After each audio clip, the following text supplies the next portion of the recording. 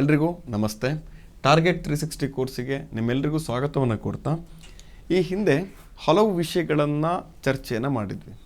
ಯಾರು ಆಸ್ಪಿರೆಂಟ್ಸ್ ಈ ವಿಡಿಯೋಸ್ಗಳನ್ನು ನೋಡ್ತಾ ಇದ್ದೀರೋ ದಯವಿಟ್ಟು ನಿಮ್ಮ ಗಮನಕ್ಕಿರಲಿ.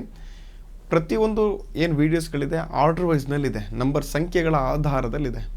ಇಲ್ಲಿ ಕೆಲವೊಂದು ಕಾನ್ಸೆಪ್ಟ್ಗಳು ಹೇಗಿದೆ ಅಂತ ಕೇಳಿದರೆ, ಒಂದು ಕಾನ್ಸೆಪ್ಟ್ ಅರ್ಥ ಆಗಬೇಕು ಅಂದರೆ ಈ ಹಿಂದಿನ ತರಗತಿಗಳು ಬಹಳ ಮುಖ್ಯವಾಗಿರುತ್ತೆ.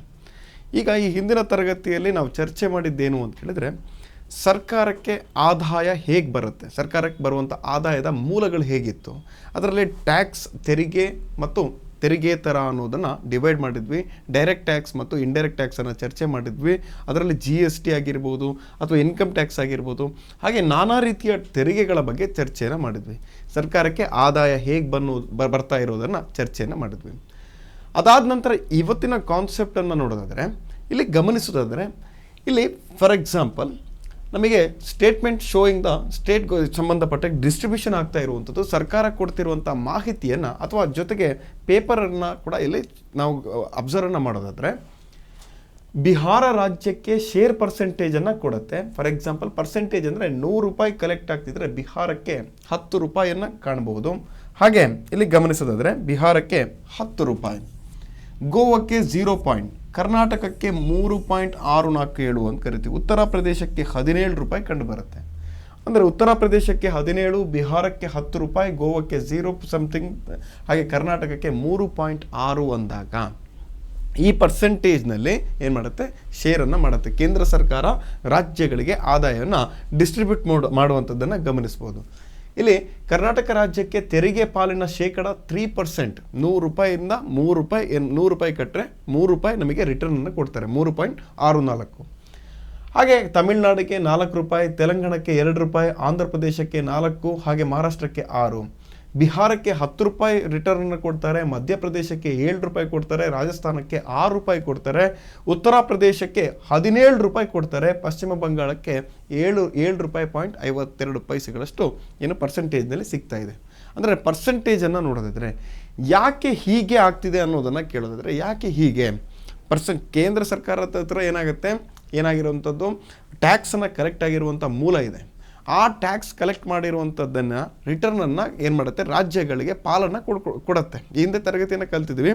ಕೇಂದ್ರ ಸರ್ಕಾರ ತೆರಿಗೆಯನ್ನು ವಿಧಿಸಿ ಆ ತೆರಿಗೆಯನ್ನು ತನ್ನ ಹತ್ರ ಇಟ್ಕೊಳ್ಳುವಂಥದ್ದು, ಜೊತೆಗೆ ಏನು ಮಾಡುವಂಥದ್ದು, ಪಾಲನ್ನು ಕೊಡೋದ್ರ ಬಗ್ಗೆ ಕೂಡ ಈ ಹಿಂದಿನ ತರಗತಿಯಲ್ಲಿ ಚರ್ಚೆಯನ್ನು ಮಾಡಿದ್ವಿ. ಇದಕ್ಕೆ ಸಂಬಂಧಿಸಿದಂತೆ ಇವತ್ತಿನ ಟಾಪಿಕ್ ಯಾವುದು ಅಂತ ಕೇಳಿದ್ರೆ ಗೊತ್ತಿಲ್ಲ ನೋಡಿ. ತೆರಿಗೆ ಹಂಚಿಕೆಯಲ್ಲಿ ರಾಜ್ಯಕ್ಕೆ 6,310 ಕೋಟಿ ರೂಪಾಯಿ. ಪ್ರತಿ ಬಾರಿ ಈ ಅಂಶಗಳು ಬರ್ತಾನೆ ಇರುತ್ತೆ ನೋಡಿ. ಕೆಲವೊಮ್ಮೆ ಇಷ್ಟು ದುಡ್ಡು ಹಣ ಉತ್ತರ ಪ್ರದೇಶಕ್ಕೆ ಹೋದರೆ ಕರ್ನಾಟಕಕ್ಕೆ ಇಷ್ಟು ಹಣ ಬರ್ತಾ ಇದೆ ಅಂದರೆ ಯಾವ ರಾಜ್ಯಕ್ಕೆ ಎಷ್ಟು ಅನ್ನೋದನ್ನು ಪ್ರತಿ ಬಾರಿ ಪೇಪರ್ನಲ್ಲಿ ಇವುಗಳ ಬಗ್ಗೆ ಗಮನಿಸ್ತಿರ್ತೀವಿ. ಇದು ಯಾವ ಕಾನ್ಸೆಪ್ಟ್ ಅನ್ನೋದನ್ನು ನೋಡೋದಾದರೆ ಗೊತ್ತಿರಲಿ. ನಾವು ಯಾವ ವಿಷಯಗಳನ್ನು ಇವತ್ತು ಚರ್ಚೆಯನ್ನು ಮಾಡ್ತಾ ಇದ್ದೀವಿ ಅಂತ ಕೇಳಿದ್ರೆ, ಕೇಂದ್ರ ಹಣಕಾಸು ಆಯೋಗ ಅಂತ ಕರಿತೀವಿ. ಹಣಕಾಸು ಆಯೋಗ, ಫಿನಾನ್ಸ್ ಕಮಿಷನ್ ಅಂತ ಕರಿತೀವಿ. ಇದ್ರ ಮೇಲೆ ಬಹಳಷ್ಟು ಬಾರಿ ಎಕ್ಸಾಮ್ನಲ್ಲಿ ಕ್ವಶನ್ ಕೇಳಿದ್ದಾರೆ. ಕೆಲವೊಂದು ಎಕ್ಸಾಮ್ಗಳಲ್ಲಿ ನೇರವಾಗಿ ಇದರ ಆರ್ಟಿಕಲ್ಸ್ಗಳನ್ನು ಕೇಳಿದ್ದಾರೆ, ಇದರ ವಿಧಿ ಏನು ಅಂತ ಕೇಳಿದ್ದಾರೆ. ಹಣಕಾಸು ಆಯೋಗ ಒಂದು ಸಂವಿಧಾನಬದ್ಧ ಸಂಸ್ಥೆನೋ ಅಂತ ಕೇಳಿದ್ದಾರೆ. ಹಣಕಾಸು ಆಯೋಗದಲ್ಲಿ ಎಷ್ಟು ಜನ ಸದಸ್ಯರಿರ್ತಾರೆ ಅಂತ ಕೇಳಿದ್ದಾರೆ. ಹಣಕಾಸು ಆಯೋಗ ಎಷ್ಟು ಅವಧಿಗೆ ಆಯ್ಕೆ ಆಗುತ್ತೆ ಅಂತ ಕೇಳಿದ್ದಾರೆ. ಹಣಕಾಸು ಆಯೋಗ ತನ್ನ ವರದಿಯನ್ನು ಯಾರಿಗೆ ಸಲ್ಲಿಸ್ತಾರೆ ಅಂತ ಕೇಳಿದ್ದಾರೆ. ಹಣಕಾಸು ಆಯೋಗದ ಪ್ರೆಸೆಂಟ್ ಎಷ್ಟನೇ ಹಣಕಾಸು ಆಯೋಗ ರನ್ನಿಂಗಲ್ಲಿದೆ, ಎಲ್ಲಿಯವರೆಗೆ ರನ್ನಿಂಗಲ್ಲಿರುತ್ತೆ, ಜೊತೆಗೆ ಹಣಕಾಸು ಆಯೋಗ ಪ್ರೆಸೆಂಟ್ ಇರುವಂಥ ಹಣಕಾಸು ಆಯೋಗ ಎಷ್ಟು ಪರ್ಸೆಂಟೇಜನ್ನು ಕೊಡಬೇಕು, ರಾಜ್ಯಗಳಿಗೆ ಕೊಡಬೇಕು, ಯಾವ ಕ್ರೈಟೀರಿಯಾ ಮಾನದಂಡದಲ್ಲಿ. ಈಗಾಗಲೇ ನೋಡಿದ್ವಿ, ಕೆಲವೊಂದು ರಾಜ್ಯಗಳಿಗೆ 17 ರೂಪಾಯಿ, ಕೆಲವೊಂದು ರಾಜ್ಯಕ್ಕೆ 10 ರೂಪಾಯಿ, ಕೆಲವೊಂದು ರಾಜ್ಯಕ್ಕೆ 3 ರೂಪಾಯಿ ಸಿಗ್ತಿದೆ ಅಂದರೆ 100 ರೂಪಾಯಿನಲ್ಲಿ. ಇದು ಯಾವ ಮಾನದಂಡಗಳ ಮೇಲೆ, ಕ್ರೈಟೀರಿಯಾದ ಆಧಾರದ ಮೇಲೆ ಹಂಚಿಕೆ ಆಗ್ತಾ ಇದೆ ಅನ್ನೋದು ಬಹಳ ಮುಖ್ಯವಾಗಿರುತ್ತೆ. ಆ ದೃಷ್ಟಿಯಿಂದ ಗಮನಿಸೋದಾದರೆ ಹಣಕಾಸು ಆಯೋಗ, ಫಿನಾನ್ಸ್ ಕಮಿಷನ್ ಅಂತ ಕರಿತೀವಿ, ವಿವಿಧ ಮೂಲಗಳಿಂದ ಸಂಗ್ರಹವಾದ ತೆರಿಗೆಯನ್ನು, ವಿವಿಧ ಮೂಲಗಳು ಅಂದಾಗ ಬೇರೆ ಬೇರೆ ಥರದ ಟ್ಯಾಕ್ಸ್, ಡೈರೆಕ್ಟ್ ಟ್ಯಾಕ್ಸ್ ಮತ್ತು ಇಂಡೈರೆಕ್ಟ್ ಟ್ಯಾಕ್ಸ್ ಏನಿದೆ ಅದರಿಂದ ತೆರಿಗೆಗಳಿಂದ ಕೇಂದ್ರ ಮತ್ತು ರಾಜ್ಯಗಳ ಮಧ್ಯೆ ಹಂಚಿಕೆಯನ್ನು ಮಾಡಲು ಸಂವಿಧಾನದಲ್ಲಿ ಒಂದು ಆಯೋಗವನ್ನು ಮಾಡ್ತೀವಿ. ಆ ಆಯೋಗ ಕೇಂದ್ರ ಹಣಕಾಸು ಆಯೋಗ ಅಂತ ಕರಿತೀವಿ. ಇದೊಂದು ಸಂವಿಧಾನಬದ್ಧ ಸಂಸ್ಥೆ, ವೆರಿ ಇಂಪಾರ್ಟೆಂಟ್. ಇದೊಂದು ಕಾನ್ಸ್ಟಿಟ್ಯೂಷನಲ್ ಬಾಡಿ ಆಗಿರುತ್ತೆ, ಸ್ಟ್ಯಾಚ್ಯುಟರಿ ಬಾಡಿ ಅಲ್ಲ, ಶಾಸನಬದ್ಧ ಸಂಸ್ಥೆ ಅಲ್ಲ. ಇದೊಂದು ಯಾವ ಥರದ ಸಂಸ್ಥೆ ಅಂತ ಕೇಳಿದ್ರೆ ಇದೊಂದು ಸಂವಿಧಾನಬದ್ಧ ಸಂಸ್ಥೆ ಅಂತ ಕರಿತೀವಿ. ಈಗ ಬಹಳ ಮುಖ್ಯವಾಗಿ ಪ್ರತಿಯೊಂದು ಎಕ್ಸಾಮ್ನಲ್ಲಿ ಮ್ಯಾಕ್ಸಿಮಮ್ ಪರೀಕ್ಷೆಗಳನ್ನು ನೀವು ಗಮನಿಸಿದರೆ ಕೇಂದ್ರ ಹಣಕಾಸು ಆಯೋಗದ ಬಗ್ಗೆ ಕ್ವಶನ್ ಏನು ಕೇಳಿದ್ದಂದರೆ ಈ ಕೇಂದ್ರ ಹಣಕಾಸು ಆಯೋಗದ ಆರ್ಟಿಕಲ್ ಆಗಿರ್ಬೋದು, ಇದರ ಉದ್ದೇಶಗಳನ್ನು ಕೂಡ ಕೇಳ್ತಾನೆ. ಗಮನಿಸಿ, ಕೇಂದ್ರ ಮತ್ತು ರಾಜ್ಯ ಸರ್ಕಾರಗಳ ನಡುವಿನ ಆದಾಯ ಸಂಪನ್ಮೂಲವನ್ನು, ಈಗೇನಾಗುತ್ತೆ, ಕೇಂದ್ರ ಸರ್ಕಾರ ಕೂಡ ಏನು ಮಾಡುತ್ತೆ, ಟ್ಯಾಕ್ಸನ್ನು ಕಲೆಕ್ಟ್ ಮಾಡುತ್ತೆ, ರಾಜ್ಯ ಸರ್ಕಾರ ಕೂಡ ಕಲೆಕ್ಟ್ ಮಾಡುತ್ತೆ. ಮ್ಯಾಕ್ಸಿಮಮ್ ಕೇಂದ್ರ ಸರ್ಕಾರ ಕಲೆಕ್ಟ್ ಮಾಡಿರುವಂಥ ಟ್ಯಾಕ್ಸನ್ನು ತಾನು ಕಲೆಕ್ಟ್ ಮಾಡುತ್ತೆ, ತಾನು ಕಲೆಕ್ಟ್ ಮಾಡಿರುವಂಥ ಟ್ಯಾಕ್ಸನ್ನು ರಾಜ್ಯಗಳಿಗೆ ಶೇರನ್ನು ಮಾಡಬೇಕು, ಅದನ್ನು ಕೊಡಬೇಕು. ಅಂತಹ ಈ ಕೇಂದ್ರ ಮತ್ತು ರಾಜ್ಯ ಸರ್ಕಾರಗಳ ನಡುವೆ ಆದಾಯ ಸಂಪನ್ಮೂಲಗಳನ್ನು ಹಂಚಿಕೆ ಮಾಡೋದಕ್ಕೋಸ್ಕರ ವೆರಿ ಇಂಪಾರ್ಟೆಂಟ್. ಅಂತಹ ಹಂಚಿಕೆ ಯಾರ ಮಧ್ಯದಲ್ಲಿ? ಕೇಂದ್ರ ಸರ್ಕಾರ ಮತ್ತು ರಾಜ್ಯ ಸರ್ಕಾರದ ಮಧ್ಯದಲ್ಲಿ ಏನು ಮಾಡಬೇಕು? ಆದಾಯ ಹಂಚಿಕೆ ಆಗಬೇಕು. ಯಾವ ಆದಾಯ? ತೆರಿಗೆಗಳಿಂದ ಬಂದಂತಹ ಆದಾಯಗಳೇನಿದೆ ಅದನ್ನೇನು ಮಾಡಬೇಕು? ಹಂಚಿಕೆಯನ್ನು ಮಾಡಬೇಕು. ಅಂತಹ ಉದ್ದೇಶಕ್ಕಾಗಿ, ಆ ಉದ್ದೇಶಕ್ಕಾಗಿ ಭಾರತ ಸಂವಿಧಾನದಲ್ಲಿ, ನಮ್ಮ ದೇಶದ ಸಂವಿಧಾನದಲ್ಲಿ ಒಂದು ಆರ್ಟಿಕಲ್ ಕಂಡು ಬರುತ್ತೆ, 280ನೇ ಆರ್ಟಿಕಲ್. Very important. 280ನೇ ವಿಧಿಯ ಪ್ರಕಾರ, ವಿಧಿಯ ಅನ್ವಯ ಭಾರತದ ರಾಷ್ಟ್ರಪತಿಗಳು, ಪ್ರೆಸಿಡೆಂಟ್ ಆಫ್ ಇಂಡಿಯಾ ಏನು ಮಾಡ್ತಾರೆ, ಹಣಕಾಸು ಆಯೋಗವನ್ನು, ಕೇಂದ್ರ ಹಣಕಾಸು ಆಯೋಗವನ್ನು ಪ್ರತಿ 5 ವರ್ಷಕ್ಕೊಮ್ಮೆ, ಗೊತ್ತಿರಲಿ, ಪ್ರತಿ 5 ವರ್ಷಕ್ಕೊಮ್ಮೆ ರಚಿಸಲು ಏನು ಮಾಡುತ್ತೆ? ಅವಕಾಶ ಇದೆ. ಒಂದು ಹಣಕಾಸು ಆಯೋಗಕ್ಕೆ ಸಂಬಂಧಪಟ್ಟಾಗೆ ಹಣಕಾಸು ಆಯೋಗ ಏನು ಮಾಡುತ್ತೆ? ಕೇಂದ್ರದ ಸಂಬಂಧಪಟ್ಟಾಗೆ ಕೇಂದ್ರ ಮತ್ತು ರಾಜ್ಯದ ಮಧ್ಯದಲ್ಲಿ ಆದಾಯ ಸಂಪನ್ಮೂಲಗಳನ್ನು ಏನು ಮಾಡಬೇಕು? ವಿತರಣೆಯನ್ನು ಮಾಡೋದಕ್ಕೆ, ಹಂಚಿಕೆಯನ್ನು ಮಾಡೋದಕ್ಕೆ ಸಂವಿಧಾನದಲ್ಲಿ 280ನೇ ವಿಧಿಯ ಪ್ರಕಾರ ಕೇಂದ್ರ ಹಣಕಾಸು ಆಯೋಗವನ್ನು ಭಾರತದ ರಾಷ್ಟ್ರಪತಿಗಳು ಸ್ಥಾಪಿಸೋದು, ಪ್ರತಿ 5 ವರ್ಷಕ್ಕೊಮ್ಮೆ ಸ್ಥಾಪಿಸಲು ಅವಕಾಶವಿದೆ ಅನ್ನೋದನ್ನು, ರಚಿಸಲು ಅವಕಾಶ ಇರೋದನ್ನು ಗಮನಿಸಬಹುದು. ಈ ಹಣಕಾಸು ಆಯೋಗ ಏನಿದೆ, ಕೇಂದ್ರ ಹಣಕಾಸು ಆಯೋಗದ ಬಗ್ಗೆ ಮಾತಾಡ್ತಾ ಇದ್ದೀವಿ. ಹಣಕಾಸು ಆಯೋಗ ಏನಿದೆ ಇದರಲ್ಲಿ ಒಬ್ಬರು ಅಧ್ಯಕ್ಷ ಹಾಗೂ 4 ಜನ ಸದಸ್ಯರನ್ನು ಒಳಗೊಂಡಿರುತ್ತೆ. ನಮಗೆ ನೆನ್ಪಿಟ್ಕೊಳ್ಬೇಕು ಅಂದರೆ 1+4 ಅಂತ ಕರಿತೀವಿ, ಗೊತ್ತಿರಲಿ. 1+4 ಅಂದರೆ ಒಬ್ಬ ಅಧ್ಯಕ್ಷ, 4 ಜನ ಏನಾಗಿರ್ತಾರೆ? ಸದಸ್ಯರಿರ್ತಾರೆ. ಒಬ್ಬ ಅಧ್ಯಕ್ಷ, 4 ಜನ ಸದಸ್ಯರನ್ನು ಒಳಗೊಂಡಿರುತ್ತೆ. ಇವರುಗಳನ್ನು ಯಾರು ನೇಮಕ ಮಾಡ್ತಾರೆ ಅಂತ ಕೇಳಿದ್ರೆ ರಾಷ್ಟ್ರಪತಿ ನೇಮಕ ಮಾಡ್ತಾರೆ. ಇವರನ್ನು ರಾಷ್ಟ್ರಪತಿ ನೇಮಕ ಮಾಡೋದನ್ನು ಗಮನಿಸ್ಬೋದು. ಹಾಗೆ ಇದಕ್ಕೆ ಸಂಬಂಧಿಸಿದಂತೆ ಕೇಂದ್ರ ಹಣಕಾಸು ಆಯೋಗ ಏನಿದೆ ಇದರ ಕೇಂದ್ರ ಕಚೇರಿ ಎಲ್ಲಿ ಕಂಡು ಬರುತ್ತೆ ಅಂತ ಕೇಳಿದ್ರೆ ಇವುಗಳು ಗಮನಿಸೋದಾದರೆ ಕೇಂದ್ರ ಹಣಕಾಸು ಆಯೋಗದ ಕೇಂದ್ರ ಕಚೇರಿ ಎಲ್ಲಿದೆ? ನವದೆಹಲಿಯಲ್ಲಿ ಕಂಡು ಬರುತ್ತೆ. ಕೇಂದ್ರ ಹಣಕಾಸು ಆಯೋಗದ ಅಧ್ಯಕ್ಷರಾಗಬೇಕು ಅಂತ ಕೇಳಿದ್ರೆ ಯಾರೋ ಅಧ್ಯಕ್ಷನ ಆಗಬೇಕು ಅಂದರೆ ಇಲ್ಲಿ ಗಮನಿಸಬೇಕಾದಂಥ ಅಂಶ, ಆ ವ್ಯಕ್ತಿ ಸಾರ್ವಜನಿಕ ವ್ಯವಹಾರಗಳ ಬಗ್ಗೆ ಅವನಿಗೆ ಅನುಭವ ಇರಬೇಕು. ಏನು ಹೇಳುತ್ತೆ? ಸಂವಿಧಾನದಲ್ಲಿ 280ನೇ ವಿಧಿ ಏನು ಹೇಳುತ್ತೆ? ಹಣಕಾಸು ಆಯೋಗವನ್ನು ನೇಮಿಸೋದಕ್ಕೆ ಸಂಬಂಧಪಡುತ್ತೆ.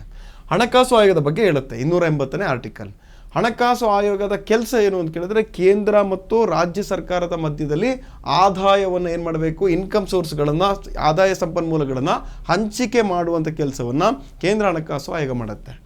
ಕೇಂದ್ರ ಹಣಕಾಸು ಆಯೋಗದಲ್ಲಿ ಒಟ್ಟು ಎಷ್ಟು ಜನ ಇರ್ತಾರೆ ಅಂತ ಕೇಳಿದ್ರೆ 1+4 ಅಂತ ಕರಿತೀವಿ. ಒಬ್ಬ ಅಧ್ಯಕ್ಷ, 4 ಜನ ಸದಸ್ಯರಿರ್ತಾರೆ. ಕೇಂದ್ರ ಹಣಕಾಸು ಆಯೋಗದ ಅಧ್ಯಕ್ಷರಾಗಬೇಕು ಅಂತ ಕೇಳಿದ್ರೆ ಆ ವ್ಯಕ್ತಿ ಸಾರ್ವಜನಿಕ ವ್ಯವಹಾರಗಳ ಬಗ್ಗೆ ಅವನಿಗೆ ಮಾಹಿತಿ ಅಥವಾ ಅನುಭವ ಇರಬೇಕು. ಸಾರ್ವಜನಿಕ ವ್ಯವಹಾರಗಳ ಬಗ್ಗೆ ಅನುಭವ ಇರುವಂಥ ವ್ಯಕ್ತಿನೇ ಅಧ್ಯಕ್ಷರಾಗಬೇಕು. ಕೇಂದ್ರ ಹಣಕಾಸು ಆಯೋಗದ ಸದಸ್ಯರಾಗಬೇಕು ಅಂತ ಕೇಳಿದ್ರೆ ಅದರ ಸದಸ್ಯ, ಈ 4 ಜನ ಏನಿದ್ದಾರೆ ಸದಸ್ಯರಾಗಬೇಕು ಅಂತ ಕೇಳಿದ್ರೆ ಅವರು ಹೈಕೋರ್ಟ್ ನ್ಯಾಯಾಧೀಶರಾಗಲು ಇರುವ ಅರ್ಹತೆಯನ್ನು ಹೊಂದಿರಬೇಕು. ಹೈಕೋರ್ಟ್ ನ್ಯಾಯಾಧೀಶರಾಗ್ತಾರಲ್ವ, ಆ ಅರ್ಹತೆಯನ್ನು ಹೊಂದಿರಬೇಕು. ಅರ್ಥಶಾಸ್ತ್ರದಲ್ಲಿ ವಿಶೇಷ ಜ್ಞಾನವನ್ನು ಹೊಂದಿರಬೇಕು. ಎಕನಾಮಿಕ್ ಸಂಬಂಧಪಟ್ಟಾಗೆ ಅರ್ಥಶಾಸ್ತ್ರದಲ್ಲಿ ವಿಶೇಷ ಜ್ಞಾನವನ್ನು ಹೊಂದಿರಬೇಕು. ಸಾರ್ವಜನಿಕ ಹಣಕಾಸು ವಿಷಯದಲ್ಲಿ ಪರಿಣಿತಿಯನ್ನು ಹೊಂದಿರಬೇಕು. ನೋಡಿ, ಹಣಕಾಸು ಆಯೋಗಕ್ಕೆ ಸಂಬಂಧಪಟ್ಟಾಗೆ ಅರ್ಥಶಾಸ್ತ್ರದಲ್ಲಿ ವಿಶೇಷ ಜ್ಞಾನವನ್ನು ಹೊಂದಿರಬೇಕು. ಸಾರ್ವಜನಿಕ ಹಣಕಾಸು ವಿಷಯದಲ್ಲಿ ಏನಾಗಿರಬೇಕು? ಪರಿಣಿತಿ, ಎಕ್ಸ್ಪರ್ಟ್ ಆಗಿರಬೇಕು. ಅಂತಹ ವ್ಯಕ್ತಿಗಳನ್ನು ಕೇಂದ್ರ ಹಣಕಾಸು ಆಯೋಗಕ್ಕೆ ಸಂಬಂಧಪಟ್ಟಾಗೆ ಸದಸ್ಯರು ಅಂತ ಗುರುತಿಸ್ತೀವಿ. ಕೇಂದ್ರ ಹಣಕಾಸು ಆಯೋಗದ ಅಧ್ಯಕ್ಷ ಮತ್ತು ಸದಸ್ಯರುಗಳ ಅಧಿಕಾರಾವಧಿ ಎಷ್ಟು ಅಂತ ಕೇಳಿದ್ರೆ 5 ವರ್ಷಗಳ ಕಾಲ ಇವರ ಅಧಿಕಾರ ಅವಧಿ ಇದೆ. 5 ವರ್ಷಗಳ ಕಾಲ ಅಧಿಕಾರ ಅವಧಿ ಇದೆ. ಅದನ್ನು ಕೂಡ ಗಮನಿಸಬೇಕು. ಹಾಗೆ ಇಲ್ಲಿ ಗಮನಿಸುವಂಥ ಅಂಶ, ಈ ಕೇಂದ್ರ ಹಣಕಾಸು ಆಯೋಗದ ಕಾರ್ಯಗಳು, ಫಂಕ್ಷನ್ಸ್ ಏನು ಕೆಲಸಗಳನ್ನು ಮಾಡುತ್ತೆ ಅಂತ ಕೇಳಿದ್ರೆ ಗೊತ್ತಿರಲಿ. ನಿಯಮಗಳನ್ನು ಅನುಸರಿಸಿ ಕೇಂದ್ರವು ಭಾರತದ ಸಂಚಿತ ನಿಧಿಯಿಂದ ರಾಜ್ಯಗಳಿಗೆ ಅನುದಾನವನ್ನು ಹಂಚಿಕೆ ಮಾಡುವುದರ ಬಗ್ಗೆ ಶಿಫಾರಸನ್ನು ಮಾಡುತ್ತೆ. ನಿಯಮಗಳನ್ನು ಅನುಸರಣೆಯನ್ನು ಮಾಡುತ್ತೆ. ಅದರ ಜೊತೆಗೆ ಆ ಅನುಸರಣೆಯನ್ನು ಏನಾಗಿರುತ್ತೆ, ಕೇಂದ್ರ ಏನಾಗುತ್ತೆ, ಕೇಂದ್ರ ಸರ್ಕಾರ, ಕೇಂದ್ರವು ಭಾರತದ ಸಂಚಿತ ನಿಧಿಯಿಂದ, ನಮ್ಮ ಸಂಚಿತ ನಿಧಿ ಏನಿದೆ ಆ ನಿಧಿಯಿಂದ ರಾಜ್ಯಗಳಿಗೆ ಅನುದಾನವನ್ನು ಹಂಚಿಕೆ ಮಾಡುವ ನಿಯಮಗಳನ್ನು ರೂಪಿಸ್ತಾರೆ. ಉತ್ತಮ ಹಣಕಾಸು ಸ್ಥಿತಿಯನ್ನು ಕಾಪಾಡಲು ರಾಷ್ಟ್ರಪತಿ ಕೇಳುವ ಯಾವುದೇ ವಿಷಯಕ್ಕೆ ಸಂಬಂಧಿಸಿದಂತೆ ಸಲಹೆಯನ್ನು ಕೊಡ್ತಾರೆ. ಒಂದು ರಾಷ್ಟ್ರಕ್ಕೆ ಸಂಬಂಧಪಟ್ಟ ಹಾಗೆ ಉತ್ತಮ ಹಣಕಾಸು ಅಂದರೆ ಹಣಕಾಸು ಸ್ಥಿರತೆ ಆಗಿರಬೇಕು, ಅಥವಾ ದೇಶದಲ್ಲಿ ಈಗಾಗಲೇ ಕೋವಿಡ್ ಬಂದಿತ್ತು ಅಥವಾ ಇನ್ನಿತರ ಘಟನೆಗಳು ಕೂಡ ನೋಡ್ತೀವಿ. ಅಂತಹ ಸಂದರ್ಭದಲ್ಲಿ ಉತ್ತಮ ಹಣಕಾಸು ಸ್ಥಿತಿಯನ್ನು ಕಾಪಾಡಲು ರಾಷ್ಟ್ರಪತಿ ಕೇಳುವಂತಹ ಯಾವುದೇ ವಿಷಯಕ್ಕೆ ಸಂಬಂಧಿಸಿದಂತೆ ಇವರೇನು ಮಾಡ್ಬೋದು, ಸಲಹೆಯನ್ನು ನೀಡುವಂತಹ ಅಧಿಕಾರ ಇವರಿಗೆ ಇರುವಂಥದ್ದನ್ನು ಗಮನಿಸಬಹುದು. ಹಾಗೆ ಭಾರತದಲ್ಲಿ ವಿವಿಧ ರಾಜ್ಯಗಳ ನಡುವೆ ನಮ್ಮಲ್ಲಿ ಟೋಟಲ್ 28 ರಾಜ್ಯಗಳು ಕಂಡು ಬರುತ್ತೆ, 8 ಕೇಂದ್ರಾಡಳಿತ ಪ್ರದೇಶಗಳಿದೆ. ನಮ್ಮ ದೇಶದಲ್ಲಿ ಭಾರತದಲ್ಲಿ ವಿವಿಧ ರಾಜ್ಯಗಳ ನಡುವೆ ಸಂಪನ್ಮೂಲಗಳ ಹಂಚಿಕೆಯನ್ನು, ಈ ಸಂಪನ್ಮೂಲ ಹಂಚಿಕೆ ಸಂಬಂಧಪಟ್ಟಾಗೆ ನಮ್ಮ ಹತ್ರ ಏನಿದೆ, ಕೇಂದ್ರ ಟ್ಯಾಕ್ಸನ್ನು ಕಲೆಕ್ಟ್ ಮಾಡಿದೆ. ಆ ಹಂಚಿಕೆಯನ್ನು ಇವರ ಶಿಫಾರಸಿನ ಮೇರೆಗೆ ಏನು ಮಾಡುತ್ತೆ, ಹಂಚಿಕೆಯನ್ನು ಮಾಡ್ತಾರೆ. ಕೇಂದ್ರ ಮತ್ತು ರಾಜ್ಯಗಳ ನಡುವೆ ತೆರಿಗೆ ವಿತರಣೆಯ ಬಗ್ಗೆ ಕಾರ್ಯನಿರ್ವಹಿಸುತ್ತೆ. ಕೇಂದ್ರ ಮತ್ತು ರಾಜ್ಯಗಳ ಮಧ್ಯದಲ್ಲಿ ತೆರಿಗೆ ಟ್ಯಾಕ್ಸ್ ಸಂಬಂಧಪಟ್ಟಾಗೆ ಇವುಗಳ ವಿತರಣೆ ಏನಿದೆ ಅವುಗಳ ಬಗ್ಗೆ ಏನು ಮಾಡುತ್ತೆ, ಕಾರ್ಯವನ್ನು ನಿರ್ವಹಿಸುತ್ತೆ. ಹಣಕಾಸು ಆಯೋಗವು ತನ್ನ ವರದಿಯನ್ನು ಯಾರಿಗೆ ಕೊಡ್ತಾರೆ ಅಂತ ಬಹಳಷ್ಟು ಬಾರಿ ಎಕ್ಸಾಮ್ನಲ್ಲಿ ಕೇಳಿದ್ದಾರೆ, ಗೊತ್ತಿರಲಿ. ಹಣಕಾಸು ಆಯೋಗ, ಫಿನಾನ್ಸ್ ಕಮಿಷನ್ ಏನಿದೆ, ಕೇಂದ್ರ ಹಣಕಾಸು ಆಯೋಗ ತನ್ನ ವರದಿಯನ್ನು ಯಾರಿಗೆ ಕೊಡ್ತಾರೆ ಅಂತ ಕೇಳಿದರೆ ರಾಷ್ಟ್ರಪತಿಗೆ ಕೊಡ್ತಾರೆ. ಹಾಗಾದರೆ ರಾಜ್ಯದಲ್ಲಿ ಹಣಕಾಸು ಆಯೋಗ ತನ್ನ ವರದಿಯನ್ನು ಯಾರಿಗೆ ಕೊಡಬೇಕು ಅಂತ ಕೇಳಿದ್ರೆ ರಾಜ್ಯಪಾಲರಿಗೆ ಕೊಡ್ತಾರೆ. Very important. ಇಲ್ಲಿ ಏನು ಅಂಶ ಯಾಕೆ ಕನ್ಫ್ಯೂಸ್ ಆಗುತ್ತೆ ಅಂತ ಕೇಳಿದ್ರೆ, ಕೇಂದ್ರ ಹಣಕಾಸು ಆಯೋಗ ತನ್ನ ವರದಿಯನ್ನು ಈ ಕೆಳಗಿನ ಯಾರಿಗೆ ಕೊಡ್ತಾರೆ ಅನ್ನೋ ಕ್ವಶನನ್ನು ಕೇಳ್ತಾರೆ. ಆಪ್ಷನ್ ಎ ಅನ್ನು ಕೊಟ್ಟಿರ್ತಾರೆ, ಸಂಸತ್ತು. ಆಪ್ಷನ್ ಬಿ ಪ್ರಧಾನಮಂತ್ರಿ. ಆಪ್ಷನ್ ಸಿ ರಾಷ್ಟ್ರಪತಿ. ಆಪ್ಷನ್ ಡಿ ಉಪರಾಷ್ಟ್ರಪತಿ. ಈ ಕನ್ಫ್ಯೂಸನ್ನು ಮಾಡ್ತಾರೆ, ಗೊತ್ತಿರಲಿ. ಹಣಕಾಸು ಆಯೋಗವು ತನ್ನ ವರದಿಯನ್ನು ರಾಷ್ಟ್ರಪತಿಗೆ ಕೊಡಬೇಕಾಗತ್ತೆ. ಹಾಗೆ ಇದಕ್ಕೆ ಸಂಬಂಧಿಸಿದಂತೆ ನೋಡೋದಾದರೆ ಒಂದನೇ ಹಣಕಾಸು ನೋಡಿ ಏನಾಗುತ್ತೆ, ಹಣಕಾಸು ಆಯೋಗಕ್ಕೆ ಸಂಬಂಧಪಟ್ಟಾಗೆ ಒಂದು ವಿಶೇಷತೆಗಳನ್ನು ಒಳಗೊಂಡಿರುತ್ತೆ. ಏನು ಅಂತ ಕೇಳಿದ್ರೆ, ಒಂದನೇ ಹಣಕಾಸು ಆಯೋಗದಿಂದ ಟೋಟಲ್ ಪ್ರೆಸೆಂಟ್ ಎಷ್ಟು ಹಣಕಾಸು ಆಯೋಗಗಳು ರಚನೆಯಾಗಿದೆ ಅಂತ ಕೇಳಿದರೆ ಗೊತ್ತಿರಲಿ. ಟೋಟಲ್ ಎಷ್ಟು ಹಣಕಾಸು ಆಯೋಗಗಳು ರಚನೆಯಾಗಿದೆ ಅಂದರೆ ಟೋಟಲ್ ಆಗಿಬಿಟ್ಟು 16 ಹಣಕಾಸು ಆಯೋಗಗಳು ರಚನೆಯಾಗಿದೆ. ಟೋಟಲ್ 16 ಹಣಕಾಸು ಆಯೋಗಗಳು ರಚನೆಯಾಗಿದೆ. ಪ್ರೆಸೆಂಟ್ ಎಷ್ಟನೇ ಹಣಕಾಸು ಆಯೋಗ ರನ್ನಿಂಗಲ್ಲಿದೆ ಅಂತ ಕೇಳಿದರೆ ಗೊತ್ತಿರಲಿ, 15ನೇ ಹಣಕಾಸು ಆಯೋಗ ಏನಿದೆ ರನ್ನಿಂಗಲ್ಲಿದೆ. ಅಂದರೆ 16 ರಚನೆಯಾಗಿದೆ, ಆದರೆ ಜಾರಿಯಲ್ಲಿರುವುದು 15ನೇ ಹಣಕಾಸು ಆಯೋಗ. ಹಾಗೆ ಒಂದನೇ ಹಣಕಾಸು ಆಯೋಗದಿಂದ 10ನೇ ಹಣಕಾಸು ಆಯೋಗದವರೆಗೆ 1ರಿಂದ 10ರವರೆಗೆ 1ರಿಂದ 10 ಹಣಕಾಸು ಆಯೋಗ ಏನಿದೆ ಅಲ್ಲಿಯವರೆಗೆ ಹಣಕಾಸು ಆಯೋಗದವರೆಗೆ ಕೇವಲ 2 ತೆರಿಗೆಗಳಿಂದ ಬಂದಂತಹ ಆದಾಯವನ್ನು ಕೇಂದ್ರ ಸರ್ಕಾರ ರಾಜ್ಯ ಸರ್ಕಾರದೊಂದಿಗೆ ಹಂಚಿಕೆಯನ್ನು ಮಾಡ್ತಿತ್ತು. 1ರಿಂದ 10 ಟೋಟಲ್ ಆಗಿಬಿಟ್ಟು ಹಣಕಾಸು ಆಯೋಗ ಏನಿದೆ ಅಲ್ಲಿವರೆಗೂ ನಡೆದಿದ್ದೇನು ಅಂತ ಕೇಳಿದ್ರೆ 1ರಿಂದ 10ರವರೆಗೆ ಹಣಕಾಸು ಆಯೋಗದವರೆಗೂ ಏನು ಟ್ಯಾಕ್ಸನ್ನು ಕಲೆಕ್ಟ್ ಮಾಡ್ಕೊಳ್ತಿದ್ವಿ, ಎಲ್ಲ ಟ್ಯಾಕ್ಸ್ಗಳನ್ನು ಕಲೆಕ್ಟ್ ಮಾಡ್ಕೊಳ್ತಿತ್ತು ಕೇಂದ್ರ ಸರ್ಕಾರ. ಆದರೆ ವಿತರಣೆಯನ್ನು ಮಾಡುವಂತಹ ಸಂದರ್ಭದಲ್ಲಿ ತನ್ನ ಶೇರ್ಗಳನ್ನು ಕೊಡುವಂಥ ಸಂದರ್ಭದಲ್ಲಿ 2 ತೆರಿಗೆಗಳಿಂದ ಬಂದಂತಹ ಆದಾಯವನ್ನು ಕೇಂದ್ರ ಸರ್ಕಾರ ರಾಜ್ಯ ಸರ್ಕಾರದೊಂದಿಗೆ ಹಂಚಿಕೆ ಮಾಡ್ತಿತ್ತು. ಎಲ್ಲ ಟ್ಯಾಕ್ಸನ್ನು ಕಲೆಕ್ಟ್ ಮಾಡೋದು, ರಿಟರ್ನನ್ನು ಕೊಡ್ತಾ 2 ಟ್ಯಾಕ್ಸ್ನಿಂದ ಬಂದಂಥ ಶೇರ್ಗಳನ್ನು ಮಾತ್ರ ರಿಟರ್ನನ್ನು ಕೊಡ್ತಾ ಇದ್ರು. ಆ ಕಾರಣ ಗೊತ್ತಿರಬೇಕು.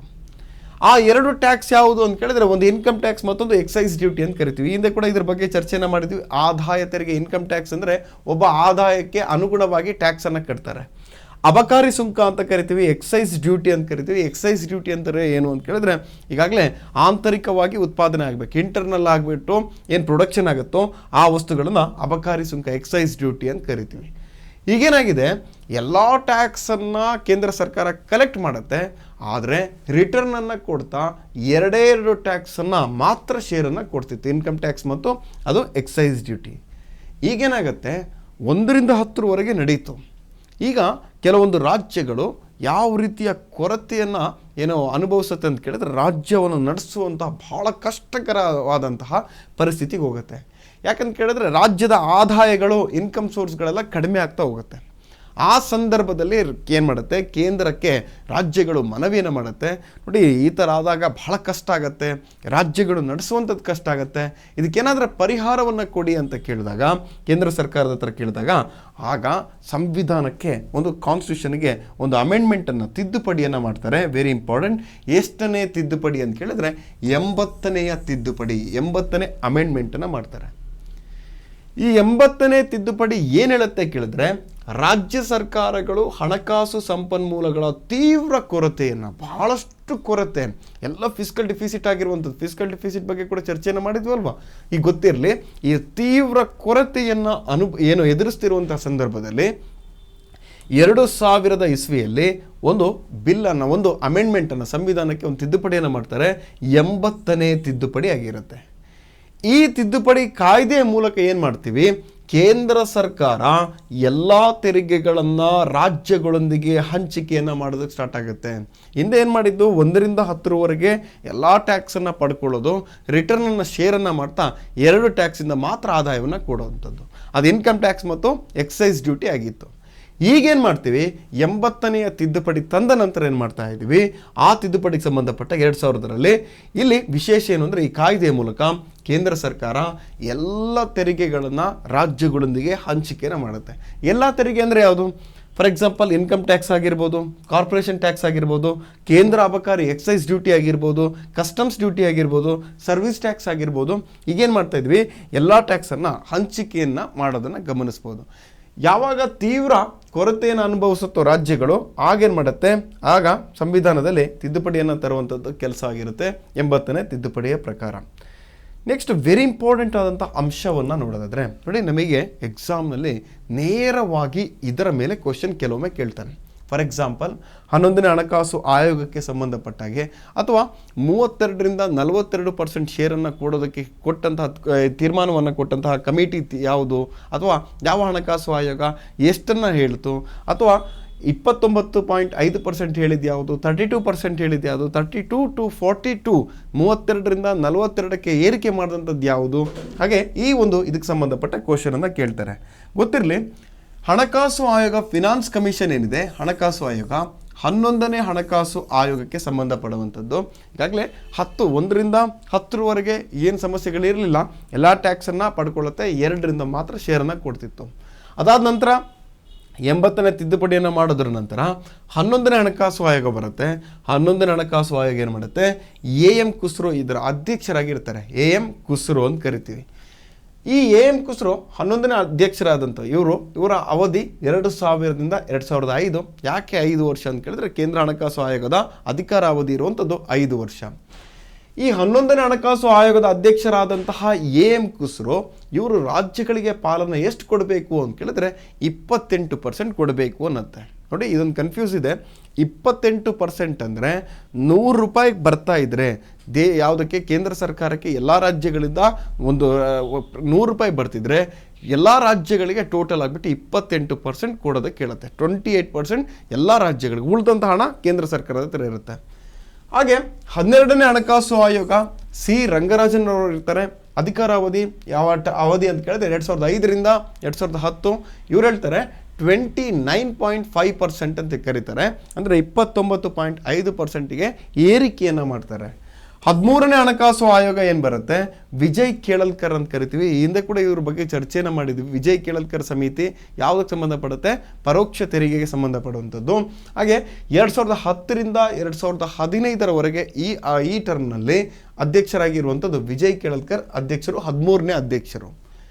ಇವರೇನು ಮಾಡ್ತಾರೆ, 32%, 32%ಗೆ ಏರಿಕೆಯನ್ನು ಮಾಡ್ತಾರೆ. ಅಂದರೆ ರಾಜ್ಯಗಳಿಗೆ ಪಾಲನೆ ಕೊಡುತ್ತಾ 32% ಕೊಡಬೇಕು. 14ನೇ ಹಣಕಾಸು ಆಯೋಗ ಬರುತ್ತೆ. YV ರೆಡ್ಡಿ ಇರ್ತಾರೆ. 2015ರಿಂದ 2020ರ ಅವಧಿಗೆ ಇರ್ತದೆ. ಇದನ್ನು 32ರಿಂದ 42%ಗೆ ಏರಿಕೆಯನ್ನು ಮಾಡ್ತಾರೆ. ಹಾಗೆ ನೆಕ್ಸ್ಟು 15ನೇ ಹಣಕಾಸು ಆಯೋಗ ಬರುತ್ತೆ. NK ಸಿಂಗ್ ಇದರ ಅಧ್ಯಕ್ಷರಿರ್ತಾರೆ. 2021ರಿಂದ 2026ರ ಅವಧಿವರೆಗೆ ಇರ್ತಾರೆ. ಗೊತ್ತಿರಲಿ, ಇವರು 41%ಗೆ ಇದನ್ನು ತಿಳಿಸ್ತಾರೆ. ಬಟ್ ಈ ಚಾರ್ಟನ್ನು ಗಮನಿಸಿದ್ರೆ, ಸೂಕ್ಷ್ಮವಾಗಿ ಗಮನಿಸಿದ್ರೆ ಒಂದು ವಿಶೇಷತೆ ಏನು ಅಂತ ಕೇಳಿದರೆ, ಇಲ್ಲಿ ಬಂದಂತಹ ಎಲ್ಲ ಹಣಕಾಸು ಆಯೋಗದ ಅಧ್ಯಕ್ಷರು ಏನು ಮಾಡಿದ್ದಾರೆ, ಎಲ್ಲರೂ ಏರಿಕೆಯನ್ನು ಮಾಡಿದ್ದನ್ನು ಗಮನಿಸ್ಬೋದು. ಎಲ್ಲರೂ ಏನು ಮಾಡಿದ್ದಾರೆ, ಏರಿಕೆಯನ್ನು ಮಾಡಿದ್ದಾರೆ. ಬಟ್ 15ನೇ ಹಣಕಾಸು ಆಯೋಗ ಏನಿದೆ, 15ನೇ ಹಣಕಾಸು ಆಯೋಗ NK ಸಿಂಗ್ ಏನಿದೆ, ಇದು 41%ಗೆ ಇಳಿಕೆಯನ್ನು ಮಾಡಿದ್ದಾರೆ. 42ರಿಂದ 41%ಗೆ ಇಳಿಕೆಯನ್ನು ಮಾಡಿದ್ದಾರೆ. ಇದು ಕೂಡ ಪ್ರಶ್ನೆ ಆಗಿದೆ. ಆ 1% ಎಲ್ಲಿಗೆ ಹೋಗಿ ಆ 1%ಅನ್ನು ಏನಾಯಿತು ಅನ್ನೋ ಕ್ವಶನ್ ಆಯಿತು, ಗೊತ್ತಿರಲಿ. ಆ 1%ಅನ್ನು ನೂತನವಾಗಿ ಜಮ್ಮು ಕಾಶ್ಮೀರ ಮತ್ತು ಲಡಾಖ್ ಏನಿದೆ, ಕೇಂದ್ರಾಡಳಿತ ಪ್ರದೇಶ ಏನಾಗುತ್ತೆ, ಅದರ ಅಭಿವೃದ್ಧಿಗೋಸ್ಕರ ಆ 1%ಅನ್ನು ಖರ್ಚು ಮಾಡಬೇಕು ಅನ್ನೋದನ್ನು ಈಗಾಗಲೇ ಕೇಂದ್ರ ಹಣಕಾಸು ಆಯೋಗ ತೀರ್ಮಾನವನ್ನು ಮಾಡಿದೆ. ಗೊತ್ತಿರಲಿ, 42ರಿಂದ 41%. Very important. 15ನೇ ಹಣಕಾಸು ಆಯೋಗ ಪ್ರೆಸೆಂಟ್ ರನ್ನಿಂಗಲ್ಲಿದೆ. ಆ ಹಣಕಾಸು ಆಯೋಗ ಕೊಟ್ಟಂಥ ಶಿಫಾರಸುಗಳು ಎಷ್ಟು ಪರ್ಸೆಂಟೇಜ್ ಅಂತ ಕೇಳಿದ್ರೆ 42ರಿಂದ 41%ಅನ್ನು ಮಾಡ್ತು. ಹಾಗೆ ಇವುಗಳಿಗೆ ಸಂಬಂಧಪಟ್ಟಾಗೆ ಇವುಗಳನ್ನು ಇಷ್ಟೆಲ್ಲ ಚರ್ಚೆಯನ್ನು ಮಾಡುವ ಸಂದರ್ಭದಲ್ಲಿ ಪ್ರಶ್ನೆ ಹೀಗೂ ಕೇಳ್ತಾರೆ, 15ನೇ ಹಣಕಾಸು ಆಯೋಗದ ಅಧ್ಯಕ್ಷರ ಈ ಕೆಳಗಿನ ಯಾರಾಗಿರ್ತಾರೆ ಅಂತ ಕೊಡ್ತಾರೆ. ಫಾರ್ ಎಕ್ಸಾಂಪಲ್ 15ನೇ ಹಣಕಾಸು ಆಯೋಗದ ಅಧ್ಯಕ್ಷರು. ಆಪ್ಷನ್ ಎ ನವೀನ್ ಕುಮಾರ್ ಸಿಂಗ್ ಅಂತ ಕೊಡ್ಬೋದು. ಆಪ್ಷನ್ ಬಿ ಸಂಬಂಧಪಟ್ಟಾಗೆ ಈ ಬೇರೆ ಬೇರೆ ಹೆಸರುಗಳನ್ನು ಕೊಟ್ಟು ಕನ್ಫ್ಯೂಸ್ ಮಾಡ್ತಾರೆ. ಗೊತ್ತಿರಲಿ, NK ಸಿಂಗ್ ಅಂದರೆ ನಂದ ಕಿಶೋರ್ ಸಿಂಗ್ ಅಂತ ಕರಿತೀವಿ. ನಂದ ಕಿಶೋರ್ ಸಿಂಗ್. ಎಕ್ಸಾಮ್ನಲ್ಲಿ ನಂದ ಕಿಶೋರ್ ಸಿಂಗ್ ಅಂತ ಕೊಟ್ಟಾಗ ಕನ್ಫ್ಯೂಸ್ ಆಗುವಂಥದ್ದು ಏನಿಲ್ಲ. NK ಸಿಂಗ್ ಅಂದರೆ ನಂದ ಕಿಶೋರ್ ಸಿಂಗ್ ಅಂತ ಕರಿತೀವಿ. ಅದು ಕೂಡ ಗೊತ್ತಿರಲಿ, 15ನೇ ಹಣಕಾಸು ಆಯೋಗ. ಇನ್ನು ಈಗ ಕೆಲವೊಮ್ಮೆ ಎಕ್ಸಾಮ್ಗಳನ್ನು ನೀವು ನೋಡೋದಾದರೆ ಹೊಸ ಟ್ರೆಂಡ್ಗಳಿರುವಂಥದ್ದನ್ನು ಗಮನಿಸ್ಬೋದು. ಏನು ಮಾಡ್ತಾರೆ ಎಕ್ಸಾಮ್ಗಳಲ್ಲಿ, ಈ ಹಿಂದೆ KS ಕೂಡ ಕ್ವಶನ್ ಆಗಿರುವಂಥದ್ದು, ಡೈರೆಕ್ಟಾಗಿ ಪ್ರಶ್ನೆಯನ್ನು ಕೇಳಿದ್ದಾರೆ. 10ನೇ ಹಣಕಾಸು ಆಯೋಗದ ಅಧ್ಯಕ್ಷರು ಯಾರು? ಈ ಹಿಂದೆ ಗ್ರೂಪ್ ಸಿ ಅಂತಹ ಎಕ್ಸಾಮ್ಗಳಲ್ಲಿ 1ನೇ ಹಣಕಾಸು ಆಯೋಗದ ಅಧ್ಯಕ್ಷರು ಯಾರು? ಇನ್ನೊಮ್ಮೆ ಒಂದು ಎಕ್ಸಾಮ್ನಲ್ಲಿ ಏನು ಮಾಡಿರುವಂಥದ್ದು ಅಂತ ಕೇಳಿದ್ರೆ 5 ಜನರ ಹೆಸರನ್ನು ಕೊಟ್ಬಿಟ್ಟು ಆರ್ಡರ್ ವೈಸ್ನಲ್ಲಿ ಜೋಡಿಸಿ ಅಂತ ಕೇಳಿದ್ದಾರೆ. ಹಾಗಾಗಿಬಿಟ್ಟು ನಮಗೆ ಟೋಟಲ್ ಆಗಿಬಿಟ್ಟು ಪ್ರೆಸೆಂಟ್ ಇರುವಂಥ 16 ಹಣಕಾಸು ಆಯೋಗಗಳನ್ನು ನೆನ್ಪಿಟ್ಕೊಳ್ಬೇಕು. ವೆರಿ ಇಂಪಾರ್ಟೆಂಟ್ ಏನು ಅಂತ ಕೇಳಿದ್ರೆ, ಆ 16 ಹಣಕಾಸು ಆಯೋಗಗಳನ್ನು ಕ್ರಮಬದ್ಧವಾಗೇ ನೆನ್ಪಿಟ್ಕೊಳ್ಬೇಕು. ಕಂಪಲ್ಸರಿ 16 ಆಯೋಗವನ್ನು ಕ್ರಮಬದ್ಧವಾಗಿ ಒಂದು ಸಿಸ್ಟಮ್ಯಾಟಿಕ್ ಆಗಿಬಿಟ್ಟು ಆರ್ಡರ್ ವೈಸ್ನಲ್ಲೇ ನೆನ್ಪಿಟ್ಕೊಳ್ಬೇಕು. ನೋಡಿ, 1ನೇ ಹಣಕಾಸು ಆಯೋಗ ಫಾರ್ ದ ಫಸ್ಟ್ ಟೈಮ್ ಹಣಕಾಸು ಆಯೋಗ KC ನಿಯೋಗಿ ಇದರ ಅಧ್ಯಕ್ಷತೆಯನ್ನು ವಹಿಸ್ಕೊಳ್ತಾರೆ. ಹಣಕಾಸು ಆಯೋಗ 1951ರಲ್ಲಿ ಆಯ್ಕೆಯಾಗಿರುತ್ತೆ. 52ರಿಂದ ಕೆಲಸವನ್ನು ಮಾಡ್ತಾರೆ. ಬಟ್ 51 ಇಂಪಾರ್ಟೆಂಟ್ ಇದೆ. 2ನೇ ಹಣಕಾಸು ಆಯೋಗ K ಸಂತಾನಂ ಇದರ ಅಧ್ಯಕ್ಷತೆಯನ್ನು ವಹಿಸ್ಕೊಂಡಿರ್ತಾರೆ. ಹಾಗೆ 3ನೇ ಹಣಕಾಸು ಆಯೋಗದ ಅಧ್ಯಕ್ಷರು AK ಚಾಂದ್ ಅಂತ ಕರಿತೀವಿ.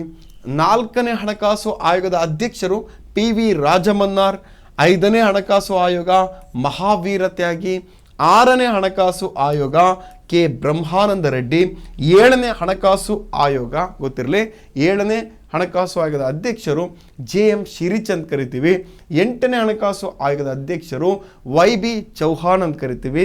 ಹಾಗೆ 9ನೇ ಹಣಕಾಸು ಆಯೋಗದ ಅಧ್ಯಕ್ಷರು NKP ಸಾಳ್ವೆ ಅಂತ ಕರಿತೀವಿ. 10ನೇ ಹಣಕಾಸು ಆಯೋಗ VVIMP. ಎಕ್ಸಾಮ್ನಲ್ಲಿ ಈಗಾಗಲೇ 2 ಬಾರಿ ಕೇಳಿದ್ದಾರೆ. 10ನೇ ಹಣಕಾಸು ಆಯೋಗದ ಅಧ್ಯಕ್ಷರು ಯಾರು ಅಂತ ನೇರವಾಗಿ ಕೇಳಿದ್ದಾರೆ. ಗೊತ್ತಿರಲಿ, KC ಪಂತ್ ಅಂತ ಕರಿತೀವಿ. 10ನೇ ಹಣಕಾಸು ಆಯೋಗದ ಅಧ್ಯಕ್ಷರು KC ಪಂತ್. 11ರಿಂದ ನಮಗೆ ಈಗಾಗಲೇ ನೋಡಿದ್ವಿ. 11ನೇ ಹಣಕಾಸು ಆಯೋಗದ ಅಧ್ಯಕ್ಷರು ಯಾರು ಅಂತ ಕೇಳಿದ್ರೆ AM ಖುಸ್ರೋ ಅಂತ ಕರಿತೀವಿ. 12ನೇ ಹಣಕಾಸು ಆಯೋಗದ ಅಧ್ಯಕ್ಷರು C ರಂಗರಾಜನ್.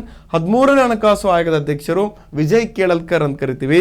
14ನೇ ಹಣಕಾಸು ಆಯೋಗದ ಅಧ್ಯಕ್ಷರು YV ರೆಡ್ಡಿ, ವೈ ವೇಣುಗೋಪಾಲ ರೆಡ್ಡಿ ಅಂತ ಕರಿತೀವಿ.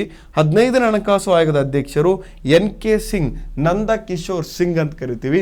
Very important. ಈಗಾಗಲೇ ಒಮ್ಮೆ ಎಕ್ಸಾಮ್ನಲ್ಲಿ ಕೇಳಿದ್ದಾರೆ, NK ಸಿಂಗ್ ಅವರ ಅಧಿಕಾರಾವಧಿ ಟರ್ಮ್ ಯಾವಾಗ ಅಂತ ಕೇಳಿದರೆ 2021ರಿಂದ 2026ರವರೆಗೆ ಇವರ ಅಧಿಕಾರಾವಧಿ ಕಂಡು ಬರುತ್ತೆ. ಹಾಗೆ 15 ಆಯಿತು. 16 ಹಣಕಾಸು ಆಯೋಗ ಏನಾಗಿದೆ, ಪ್ರೆಸೆಂಟ್ ಏನಾಗಿದೆ, ರಚನೆ ಆಗಿದೆ. ಗೊತ್ತಿರಲಿ, ಇದನ್ನು 31 ಡಿಸೆಂಬರ್ 2023ರಲ್ಲೇ 16ನೇ ಹಣಕಾಸು ಆಯೋಗವನ್ನು ಏನು ಮಾಡಿದ್ದಾರೆ, ರಚನೆಯನ್ನು ಮಾಡಿದ್ದಾರೆ. ಇಲ್ಲಿ ಭಾರತ ಸರ್ಕಾರ ಹಣಕಾಸು ಸಚಿವಾಲಯ ಏನು ಮಾಡಿದೆ, ಭಾರತ ಸರ್ಕಾರವು 16ನೇ ಹಣಕಾಸು ಆಯೋಗವನ್ನು ಡಾಕ್ಟರ್ ಅರವಿಂದ್ ಪನಗಾರಿಯಾ, ಗೊತ್ತಿರಲಿ ಡಾಕ್ಟರ್ ಅರವಿಂದ್ ಪನಗಾರಿಯಾ ಇವರ ಅಧ್ಯಕ್ಷತೆಯಲ್ಲಿ ರಚನೆಯನ್ನು ಮಾಡಿದ್ದಾರೆ. ಈ ಡಾಕ್ಟರ್ ಅರವಿಂದ್ ಪನಗಾರಿ ಇದಾರಲ್ವಾ, ಇದು ಕೂಡ ಎಕ್ಸಾಮ್ನಲ್ಲಿ ಕ್ವಶನ್ ಆಗಿದೆ. ನೀತಿ ಆಯೋಗದ ಮೊಟ್ಟ ಮೊದಲ ಉಪಾಧ್ಯಕ್ಷರು ಯಾರು ಅಂತ ಕೇಳಿದ್ರೆ ಡಾಕ್ಟರ್ ಅರವಿಂದ್ ಪನಗಾರಿಯಾ ಅಂತ ಕರಿತೀವಿ. ಇವರು ಎಲ್ಲಿದೆ, ನೀತಿ ಆಯೋಗದ ಮಾಜಿ ಉಪಾಧ್ಯಕ್ಷರು ಅಂತ ಕರಿತೀವಿ. ನೆಕ್ಸ್ಟ್ ಗೊತ್ತಿರಲಿ, ಈ ಹಣಕಾಸು ಆಯೋಗ ಏನಿದೆ, 16ನೇ ಹಣಕಾಸು ಆಯೋಗ ಎಲ್ಲಿಂದ ಸ್ಟಾರ್ಟ್ ಆಗುತ್ತೆ, ಎಲ್ಲಿಯವರೆಗೆ ಅಧಿಕಾರಾವಧಿ ಇರ್ತಾರೆ ಅಂತ ಕೇಳಿದ್ರೆ ಗೊತ್ತಿರಲಿ, 2026 2026 ಸ್ಟಾರ್ಟ್ ಆಗುತ್ತೆ. ಅಂದರೆ ಏಪ್ರಿಲ್ 1 ಸ್ಟಾರ್ಟ್ ಆಗುತ್ತೆ. ಇವರ ಅಧಿಕಾರಾವಧಿ ಏಪ್ರಿಲ್ 1 ಸ್ಟಾರ್ಟ್ ಆಗುತ್ತೆ. ಎಲ್ಲಿವರೆಗೆ ಇರ್ತಾರೆ ಅನ್ನೋದನ್ನು ಟೋಟಲ್ 5 ವರ್ಷ, ಅಂದರೆ 2031 ಇವರ ಅಧಿಕಾರ ಅವಧಿ ಸ್ಟಾರ್ಟ್ ಆಗಿ ಗೊತ್ತಿರಲಿ. 2026 2031 16ನೇ ಹಣಕಾಸು ಆಯೋಗ ಏನಾಗಿರುತ್ತೆ, ಚಾಲ್ತಿಯಲ್ಲಿ ಇರುತ್ತೆ. ಬಟ್ ಪ್ರೆಸೆಂಟ್ 15ನೇ ಹಣಕಾಸು ಆಯೋಗ ಇರುವಂಥದ್ದನ್ನು ಗಮನಿಸಬಹುದು. ಹಾಗೆ ಈ ಹಣಕಾಸು ಆಯೋಗಕ್ಕೆ ಸಂಬಂಧಪಟ್ಟಾಗ ಈಗಾಗಲೇ ಚರ್ಚೆಯನ್ನು ಮಾಡಿದ್ವಿ. 1+4 ಅಂತ ಕರಿತೀವಿ. ಅಂದರೆ ಒಬ್ಬ ಅಧ್ಯಕ್ಷ, 4 ಜನ ಸದಸ್ಯರಿರ್ತಾರೆ. ಒಬ್ಬ ಅಧ್ಯಕ್ಷ ಯಾರು ಅಂತ ಕೇಳಿದ್ರೆ ಡಾಕ್ಟರ್ ಅರವಿಂದ್ ಪನಗಾರಿಯಾ ಅಂತ ಕರಿತೀವಿ. 4 ಜನ ಸದಸ್ಯರು ಕಂಡು ಬರ್ತಾರೆ. ಅಜಯ್ ನಾರಾಯಣ್ ಝಾ, ಶ್ರೀಮತಿ ಅನ್ನಿ ಜಾರ್ಜ್ ಮ್ಯಾಥ್ಯೂ ಅಂತ ಕರಿತೀವಿ. ಹಾಗೆ ಡಾಕ್ಟರ್ ಮನೋಜ್ ಪಾಂಡಾ, ಹಾಗೆ ಡಾಕ್ಟರ್ ಸೌಮ್ಯಕಾಂತಿ ಘೋಷ್ ಅಂತ ಏನು ಕರಿತೀವಿ. 4 ವ್ಯಕ್ತಿಗಳು ಏನಿರುವಂಥದ್ದು ಸದಸ್ಯರು ಅಂತ ಕರಿತೀವಿ. ಈಗಾಗಲೇ ಈ ಸದಸ್ಯರ ಅರ್ಹತೆಗಳನ್ನು ಕೂಡ ಈಗಾಗಲೇ ಚರ್ಚೆಯನ್ನು ಕೂಡ ಮಾಡಿದ್ದೀವಿ. ಇದರ ಜೊತೆಗೆ 22 ನವೆಂಬರ್ 22 1951 ಭಾರತದ ಮೊದಲ ಹಣಕಾಸು ಆಯೋಗ KC ನಿಯೋಗಿ VVIMP, ಈಗಾಗಲೇ ಕ್ವಶನನ್ನು ಕೇಳಿದ್ದಾರೆ. ಭಾರತದ ಮೊಟ್ಟ ಮೊದಲ ಹಣಕಾಸು ಆಯೋಗದ ಅಧ್ಯಕ್ಷರು ಯಾರು ಕೇಳಿದ್ರೆ KC ನಿಯೋಗಿ ಅವರ ಅಧ್ಯಕ್ಷತೆಯಲ್ಲಿ ಹಣಕಾಸು ರಚನೆಯಾಗುತ್ತೆ. KC ನಿಯೋಗಿ ಫಾರ್ ದ ಫಸ್ಟ್ ಟೈಮ್ ಈ ಫಿನಾನ್ಸ್ ಕಮಿಷನ್ನ ಅಧ್ಯಕ್ಷರಾಗಿರ್ತಾರೆ. ಯಾವಾಗ ಹಣಕಾಸು ಆಯೋಗ ಸ್ಥಾಪನೆ ಆಯಿತು ಅನ್ನೋದನ್ನು ಕೇಳಿದರೆ ಗೊತ್ತಿರಲಿ, ನವೆಂಬರ್ 22 1951 ಹಣಕಾಸು ಆಯೋಗ. ಇದರ ಫಸ್ಟ್ ಅಧ್ಯಕ್ಷತೆ ಯಾರು ಕೇಳಿದ್ರೆ KC ನಿಯೋಗಿ. ಹಾಗೆ ಇದೊಂದು ಸಂವಿಧಾನಬದ್ಧ ಸಂಸ್ಥೆ ಅನ್ನೋದನ್ನು ವೆರಿ ಇಂಪಾರ್ಟೆಂಟ್ ಗೊತ್ತಿರಲಿ. ಯಾಕೆ ಅಂತ ಕೇಳಿದ್ರೆ ಕಾನ್ಸ್ಟಿಟ್ಯೂಷನಲ್ ಬಾಡಿ ಅಂತ ಯಾವುದನ್ನು ಕರಿತೀವಿ, ಯಾವಾಗ ಆರ್ಟಿಕಲ್ ಇದೆಯೋ ಸಂವಿಧಾನದಲ್ಲಿ ಏನು ವಿಧಿ ಕಂಡು ಬರುತ್ತೋ, 280ನೇ ವಿಧಿ ಯಾವುದಕ್ಕೆ ಸಂಬಂಧಪಡುತ್ತೆ, ಹಣಕಾಸು ಆಯೋಗಕ್ಕೆ, ಕೇಂದ್ರ ಹಣಕಾಸು ಆಯೋಗಕ್ಕೆ ಸಂಬಂಧಪಡುತ್ತೆ. ಪ್ರೆಸೆಂಟ್ 15ನೇ ಹಣಕಾಸು ಆಯೋಗ ಶಿಫಾರಸುಗಳು ಜಾರಿಯಲ್ಲಿದೆ. 15ನೇ ಹಣಕಾಸು ಆಯೋಗದ ಅಧ್ಯಕ್ಷರು ಯಾರು ಅಂತ ಕೇಳಿದ್ರೆ NK ಸಿಂಗ್, ನಂದಕಿಶೋರ್ ಸಿಂಗ್ ಇದ್ದಾರೆ. ಇವರ ಅಧಿಕಾರಾವಧಿ 2021 2026 ಇವರು ಕಂಡು ಬರ್ತಾರೆ. ಹಾಗೆ ಹಣಕಾಸು ಆಯೋಗ ತನ್ನ ಶಿಫಾರಸುಗಳನ್ನು ಕೊಡುತ್ತೆ. ಅದರ ಆಧಾರದ ಮೇಲೆ ಏನು ಮಾಡ್ತೀವಿ ಆದಾಯಗಳನ್ನು ಬಂದಂತಹ ಟ್ಯಾಕ್ಸ್ ತೆರಿಗೆಗಳಿಂದ ಬಂದಂಥ ಆದಾಯಗಳನ್ನು ಹಂಚಿಕೆಯನ್ನು ಮಾಡ್ತೀವಿ. ಇಲ್ಲಿ ಗಮನಿಸೋದಾದರೆ 14ನೇ ಹಣಕಾಸು ಆಯೋಗ ಏನಿದೆ, 14ನೇ ಹಣಕಾಸು ಆಯೋಗ ಕೆಲವೊಂದು ಅಂಶಗಳನ್ನು, ವರದಿಗಳನ್ನು ಕೊಟ್ಟಿದೆ. ಆ ವರದಿಗಳ ಪ್ರಮುಖವನ್ನು ನೋಡೋದಾದರೆ ಗೊತ್ತಿರಲಿ, 14ನೇ ಹಣಕಾಸು ಆಯೋಗ ಶಿಫಾರಸನ್ನು ಮಾಡಿದ್ದೇನು ಅಂತ ಕೇಳಿದ್ರೆ, ಕೇಂದ್ರದಿಂದ ರಾಜ್ಯಗಳಿಗೆ ಹಂಚಿಕೆ ಪಾಲೇನಿತ್ತು ಅದು 32% ಈ ಹಿಂದೆ ಕೊಡ್ತಿದ್ರು 13ರಲ್ಲಿ. 14ನೇ ಹಣಕಾಸು ಆಯೋಗ ಹೇಳುತ್ತೆ ಇನ್ನು ಮುಂದೆ 42% ಕೊಡಬೇಕು. 32ರಿಂದ 42 ಅಂದರೆ 10% ಏರಿಕೆಯನ್ನು ಮಾಡಿದ್ದು 14ನೇ ಹಣಕಾಸು ಆಯೋಗ. ಅರಣ್ಯ ಪ್ರದೇಶ ಅಂತ ಕರಿತೀವಿ, ಅಂದರೆ ಫಾರೆಸ್ಟ್ ಕವರ್ ಅಂತ ಕರಿತೀವಿ ಅಥವಾ ಫಾರೆಸ್ಟ್ ಏರಿಯಾ ಅಂತ ಕರಿತೀವಿ. ಇದಕ್ಕೆ ಹೊಸ ಒಂದು ಕ್ರೈಟೀರಿಯಾ, ಮಾನದಂಡವನ್ನು ಇಡುತ್ತೆ, 7.5 ಅಂತ ಕರಿತೀವಿ. ಅಂದರೆ ಹಣಕಾಸು ಆಯೋಗ ಹಣವನ್ನು ಹಂಚಿಕೆಯನ್ನು ಮಾಡ್ತಾ, ಆದಾಯವನ್ನು ಹಂಚಿಕೆ ಮಾಡ್ತಾ ಒಂದು ವೆಯ್ಟನ್ನು, ಅಂದರೆ ಕೆಲವೊಂದು ಪರ್ಸೆಂಟೇಜನ್ನು ಎಷ್ಟಿರಬೇಕು, ವೆಯ್ಟನ್ನು 100%ಅನ್ನು ವೆಯ್ಟನ್ನು ಇಟ್ಟಿರುತ್ತೆ. ಆ ವೆಯ್ಟ್ನಲ್ಲಿ ಅರಣ್ಯ ಪ್ರದೇಶಕ್ಕೆ 7.5%ಅನ್ನು 14ನೇ ಹಣಕಾಸು ಆಯೋಗ ಇಟ್ಟಿತ್ತು. ಕೋಶೀಯ ಸಾಮರ್ಥ್ಯದ ಮಾನದಂಡಗಳ ಮೌಲ್ಯವನ್ನು, ಅಂದರೆ ಫಿಸ್ಕಲ್ ಸಂಬಂಧಪಟ್ಟಾಗೆ ಈ ಮಾನದಂಡ ಮೌಲ್ಯ ಏನಿದೆ ಅದನ್ನು 47.5% ಅಂತ 13ರಲ್ಲಿ ಇಟ್ಟಿತ್ತು. 14ನೇ ಹಣಕಾಸು ಆಯೋಗ 50ಕ್ಕೆ 50% ತಗೊಂಡೋಗಿ ಇಡುತ್ತೆ. ಭೌಗೋಳಿಕ ಪ್ರದೇಶ ಮಾನದಂಡಕ್ಕೆ ಸಂಬಂಧಪಟ್ಟಾಗೆ ಗೊತ್ತಿರಲಿ, ಇಲ್ಲಿ ಜಿಯೋಗ್ರಫಿಕಲ್ ಏರಿಯಾ ಏನಿದೆ ಅದಕ್ಕೆ 10%ಅನ್ನು 13ರಲ್ಲಿ ಇಟ್ಟಿತ್ತು. ಬಟ್ 14ನೇ ಹಣಕಾಸು ಆಯೋಗ 15ಕ್ಕೆ ಏನು ಮಾಡ್ತು, ಏರಿಕೆ ಮಾಡಿರುವುದನ್ನು ಇಲ್ಲಿ ಗಮನಿಸಬಹುದು. Very important. ಪ್ರೆಸೆಂಟ್ ನಮಗೆ 15ನೇ ಹಣಕಾಸು ಆಯೋಗಕ್ಕೆ ಸಂಬಂಧಪಟ್ಟಾಗೆ NK ಸಿಂಗ್ ಇದರ ಅಧ್ಯಕ್ಷರಾಗಿರ್ತಾರೆ. 1+4 ಅಂತ ಕರಿತೀವಿ. ಆ 1 ಯಾರು ಅಂತ ಕೇಳಿದ್ರೆ NK ಸಿಂಗ್ ಇದ್ದಾರೆ. ಇನ್ನು 4 ಜನ ಸದಸ್ಯರನ್ನ ಒಳಗೊಂಡಿರುತ್ತೆ. ಆ 4 ಜನರನ್ನ ನೋಡೋದಾದ್ರೆ ಡಾಕ್ಟರ್ K ಶಕ್ತಿಕಾಂತ್ ದಾಸ್ ಆಗಿರ್ಬೋದು, ಅನೂಪ್ ಸಿಂಗ್ ಆಗಿರ್ಬೋದು, ರಮೇಶ್ ಚಂದ್ ಆಗಿರ್ಬೋದು, ಅಶೋಕ್ ಲಹರಿ ಅಂತ ಕರಿತೀವಿ. 4 ಜನ ಸದಸ್ಯರನ್ನ ಒಳಗೊಂಡಿರುವಂಥದ್ದು ಇಲ್ಲಿ ಗಮನಿಸಬಹುದು. ಹಾಗೆ ವೆರಿ ಇಂಪಾರ್ಟೆಂಟ್, 15ನೇ ಹಣಕಾಸು ಆಯೋಗ ತನ್ನ ಶಿಫಾರಸುಗಳನ್ನು ಮಾಡಿದೆ. ಏನು ಶಿಫಾರಸನ್ನು ಮಾಡಿದೆ 15ನೇ ಹಣಕಾಸು ಆಯೋಗ ಅಂತ ಕೇಳಿದರೆ, ಈಗಾಗಲೇ ನೋಡಿದ್ವಿ ನಾವು ಬಿಹಾರಕ್ಕೆ ಅಥವಾ ಉತ್ತರ ಪ್ರದೇಶಕ್ಕೆ ಅಥವಾ ಕರ್ನಾಟಕಕ್ಕೆ ಅಥವಾ ಬೇರೆ ರಾಜ್ಯಗಳಿಗೆ ಯಾಕೆ ಜಾಸ್ತಿ ಯಾಕೆ ಕಡಿಮೆ ಅಂತ ಕೇಳಿದರೆ, ಇಲ್ಲಿ ಕೊಟ್ಟಂತಹ ಕ್ರೈಟೀರಿಯಾಗಳು, ಮಾನದಂಡಗಳು ಇಂಪಾರ್ಟೆಂಟ್ ಆಗುತ್ತೆ. ಆ ಮಾನದಂಡಗಳಲ್ಲಿ ಒಂದು ಮಾನದಂಡ ಹೇಳುತ್ತೆ ಲಂಬಾಂತರ ಹಂಚಿಕೆಯನ್ನು ಮಾಡಬೇಕು, ವರ್ಟಿಕಲ್ ಡೆವಲ್ಯೂಷನ್ ಅಂತ ಕರಿತೀವಿ. ಏನಿದು ವರ್ಟಿಕಲ್ ಡೆವಲ್ಯೂಷನ್ ಅಂದರೆ 15ನೇ ಹಣಕಾಸು ಆಯೋಗವು ಕೇಂದ್ರದಿಂದ ರಾಜ್ಯಗಳಿಗೆ ಹಂಚಿಕೆ ಆಗುವಂತಹ ತೆರಿಗೆ ಪಾಲೇನಿತ್ತು ಅಂದರೆ 15 ಫಿನಾನ್ಸ್ ಕಮಿಷನ್ ಹೇಳುತ್ತೆ ಈ ಕೇಂದ್ರದಿಂದ ರಾಜ್ಯಗಳಿಗೆ ಏನು ಹಂಚಿಕೆಯನ್ನು ಕೊಡ್ತಿರುವಂಥ ಶೇರ್ ಏನಿದೆ ಆ ಶೇರ್ ತೆರಿಗೆಯ ಪಾಲನ್ನು 42% ಕೊಡ್ತಿದ್ವಿ. ಅದನ್ನೇನು ಮಾಡಬೇಕಿನ್ನು 41% ಕೊಡಬೇಕು. 41%. ಈ 1% ಅನ್ನೋದೇ ಒಂದು ಭಾಳ ಚಿಕ್ಕ ಸಂಖ್ಯೆ ಅಂತ ಅನ್ಸುತ್ತೆ, ಗೊತ್ತಿರಲಿ. ಈ ಒಂದು ಸಂಖ್ಯೆ ಹೆಚ್ಚು ಕಡಿಮೆ ಆಯಿತು ಅಂದರೆ 1% ಅಂದರೆ ಎಷ್ಟೋ ಲಕ್ಷ ಕೋಟಿ ರೂಪಾಯಿಗೆ ಹೋಗಿ ತಲುಪತ್ತೆ ಅವು. ಆ 1%ಅನ್ನು ಕಡಿತಗೊಳಿಸಲು ಸಲಹೆಯನ್ನು ಕೊಟ್ಟಿರುತ್ತೆ. ಈ ಸಲಹೆಯಂತೆ ಹಂಚಿಕೆ ಆಗ್ತಿದೆ. ಆ 1% ಎಲ್ಲಿಗೆ ಹೋಯಿತು ಅಂತ ಕೇಳಿದ್ರೆ ಗೊತ್ತಿದೆ ಈಗಾಗಲೇ. ಎಲ್ಲಿ ನೂತನವಾದಂತಹ ಜಮ್ಮು ಕಾಶ್ಮೀರ ಮತ್ತು ಲಡಾಖ್ ಕೇಂದ್ರಾಡಳಿತ ಪ್ರದೇಶ ಏನಿದೆ ಅದರ ಅಭಿವೃದ್ಧಿಗೋಸ್ಕರ ಆ 1% ಹಣವನ್ನು ಅದಕ್ಕೆ ಕೊಟ್ಟಿರುವಂಥದ್ದನ್ನು ಗಮನಿಸಬಹುದು. ಹಾಗೆ ಇಲ್ಲಿ ಗಮನಿಸಿ ಕೆಲವೊಂದು ಅಂಶಗಳು ಎಷ್ಟೊಂದು ಇಂಪಾರ್ಟೆಂಟ್ ಇರುತ್ತೆ ಅನ್ನೋದನ್ನು. ಹಂಚಿಕೆಯಲ್ಲಿ ಕಡಿತಕ್ಕೆ ಕೇಂದ್ರ ಚಿಂತನೆ ಮಾಡ್ತಾ ಇದೆ. ಪ್ರತಿ ಬಾರಿ ಪೇಪರನ್ನು ಓದುವಂಥದ್ದು ಇಂಪಾರ್ಟೆಂಟ್ ಇರುತ್ತೆ. ಕರೆಂಟ್ ಅಫೇರ್ಸ್, ಎಕನಾಮಿಕ್ಸ್ ಅಂದರೆ ನಾನು ಇವತ್ತು ಮಾಡಿರುವಂಥ ಪಾಠ ನೀವು ಯಾವತ್ತು ಓದ್ತಾ ಇರ್ತೀರೋ ಪ್ರತಿ ಬಾರಿ ಕರೆಂಟ್ ಅಫೇರ್ಸನ್ನು ಇಟ್ಟು ಓದ್ಕೊಳ್ಬೇಕಾಗತ್ತೆ. ನೋಡಿ, ಹಂಚಿಕೆಯಲ್ಲಿ ಏನು ಹಣಕಾಸು ಹಂಚಿಕೆ ಏನು ಮಾಡ್ತಾ ಇತ್ತು ಈಗಾಗಲೇ 42ರಿಂದ 41%ಗೆ ಬಂದಿದೆ. ಇನ್ನು ಹೇಳುತ್ತೆ ಹಂಚಿಕೆಯಲ್ಲಿ ಕೇಂದ್ರ ಚಿಂತನೆ ಮಾಡ್ತಾ ಇದೆ ಕಡಿತ ಮಾಡೋದಕ್ಕೆ. ಮುಂದಿನ ವರ್ಷ ಜಾರಿಗೆ ಸಾಧ್ಯತೆ, ರಾಜ್ಯಗಳ ಪಾಲು ಕಡಿತ ಆಗಬಹುದು. ಅಲ್ಲಿ ಹೇಳುತ್ತೆ ಈಗಿನ ಪಾಲು 41% ಇದೆ, ಇದನ್ನು 40%ಗೆ ತರಬೇಕು ಅನ್ನೋ ಉದ್ದೇಶ ಇದೆ. 41%ರಿಂದ 40%ಗೆ ತರಬೇಕು ಅನ್ನತ್ತೆ. ಈ 40% 1% ಕಡಿಮೆ ಆದರೆ ಏನಾಗುತ್ತೆ ಅಂತ ಕೇಳಿದ್ರೆ ರಾಜ್ಯಗಳಿಗೆ ನೀಡುವ ತೆರಿಗೆ ಪಾಲಿನಲ್ಲಿ 1% ಕಡಿಮೆ ಆದರೆ, ಬರೀ 1% ಕಡಿಮೆ ಆದರೆ ಏನಾಗುತ್ತೆ ಕೇಳಿದ್ರೆ ಇಲ್ಲಿ ಗೊತ್ತಿರಲಿ ಕೇಂದ್ರ ಸರ್ಕಾರದ ಬಳಿ 35,000 ಕೋಟಿ ಉಳಿಯುತ್ತೆ. 35,000 ಕೋಟಿ ಏನಾಗುತ್ತೆ ಹಣ 1%ನ್ನು ಉಳಿಸಿದ್ರೆ 41%ನ್ನು ಕೊಡ್ತಿದ್ವಿ, ಅದನ್ನು 40%ಗೆ ತಂದರೆ ಕೇಂದ್ರ ಸರ್ಕಾರ ತನ್ನ ಪಾಲಲ್ಲಿ ಎಷ್ಟು ರೂಪಾಯಿ ಇಟ್ಕೊಳ್ಳುತ್ತೆ ಅಂತ ಕೇಳಿದ್ರೆ ಗೊತ್ತಿರಲಿ 35,000 ಕೋಟಿ. 1% ಉಳಿಸಿದ್ರೆ 35,000 ಕೋಟಿ ರೂಪಾಯಿ ಉಳಿಯುತ್ತೆ ಅನ್ನೋದನ್ನು ಇಲ್ಲಿ ನಮಗೆ ಪ್ರೆಸೆಂಟ್ ಕರೆಂಟ್ ಅಫೇರ್ಸನ್ನು ನೋಡಬಹುದು. ಹಾಗೆ ಸಮತಲ ಹಂಚಿಕೆ ಅಂತ ಕರಿತೀವಿ, ಅಂದರೆ ಹಾರಿಜಾಂಟಲ್ ಡೆವಲ್ಯೂಷನ್ ಅಂತ ಕರಿತೀವಿ. ಈಗ ಕೇಂದ್ರ ಸರ್ಕಾರದ ಹತ್ರ ಏನಿರುವಂಥದ್ದು ಹಣ ಇರುವಂಥ ಹಣವನ್ನು ಈಗೇನು ಮಾಡಬೇಕು, ಆದಾಯ ಇದೆ, ಆ ಆದಾಯವನ್ನು ಇನ್ಕಮನ್ನು ಏನು ಮಾಡಬೇಕು ರಾಜ್ಯಗಳಿಗೆ ಹಂಚಿಕೆ ಮಾಡಬೇಕು. ಇದಕ್ಕೋಸ್ಕರ ನಾವು ಏನು ಮಾಡಿದ್ವಿ, ಸಂವಿಧಾನಿಕವಾಗಿರುವಂತಹ 280ನೇ ಆರ್ಟಿಕಲ್ನ ಪ್ರಕಾರ ಸಂವಿಧಾನಬದ್ಧ ಸಂಸ್ಥೆಯಾದಂತಹ ಕೇಂದ್ರ ಹಣಕಾಸು ಆಯೋಗವನ್ನು ನೇಮಕವನ್ನು ಮಾಡಿದ್ದೀವಿ. ಇವರೇನು ಮಾಡ್ತಾರೆ, ಕೇಂದ್ರದಲ್ಲಿರುವಂಥ ಆದಾಯವನ್ನು ರಾಜ್ಯಗಳ ಮಧ್ಯದಲ್ಲಿ, ಕೇಂದ್ರ ಮತ್ತು ರಾಜ್ಯಗಳ ಮಧ್ಯದಲ್ಲಿ ಹಂಚಿಕೆ ಮಾಡ್ತಾರೆ. ಅದರಲ್ಲಿ ಈಗಾಗಲೇ ಒಂದನ್ನು ನೋಡಿದ್ವಿ, ಎರಡನೇದನ್ನು ಸಮತಲ ಹಂಚಿಕೆ ಅಂತ ಕರಿತೀವಿ, ಹಾರಿಜಾಂಟಲ್ ಅನ್ನೋ ಡೆವಲ್ಯೂಷನ್ ಅಂತ ಕರಿತೀವಿ. ವರ್ಟಿಕಲ್ ಅನ್ನು ನೋಡಿದ್ವಿ, ಈಗ ಹಾರಿಜಾಂಟಲ್ ಡೆವಲ್ಯೂಷನ್ ಅಂತ ಕರಿತೀವಿ. 15ನೇ ಹಣಕಾಸು ಆಯೋಗವು ಈ ಕೆಳಗಿನ ಮಾನದಂಡಗಳ ಆಧಾರದ ಮೇಲೆ ರಾಜ್ಯಗಳ ನಡುವೆ ತೆರಿಗೆ ಪಾಲನ್ನು ಹಂಚಿಕೆ ಮಾಡೋದ್ರ ಬಗ್ಗೆ ಹೇಳುತ್ತೆ. ಅಲ್ಲೇನು ಹೇಳ್ತು ಗೊತ್ತಿರಲಿ, ವರ್ಟಿಕಲ್ ಸಂಬಂಧಪಟ್ಟಾಗೆ ಎಷ್ಟು ಪರ್ಸೆಂಟೇಜ್ ಕೊಡಬೇಕು ಅನ್ನೋದನ್ನು ಹೇಳ್ತು. 41% ಶೇರನ್ನು ಕೊಡಬೇಕು ಅಂತು. ಸರಿ, ಆ 42 ಇತ್ತು, ಅದನ್ನು 41 ಆಯಿತು.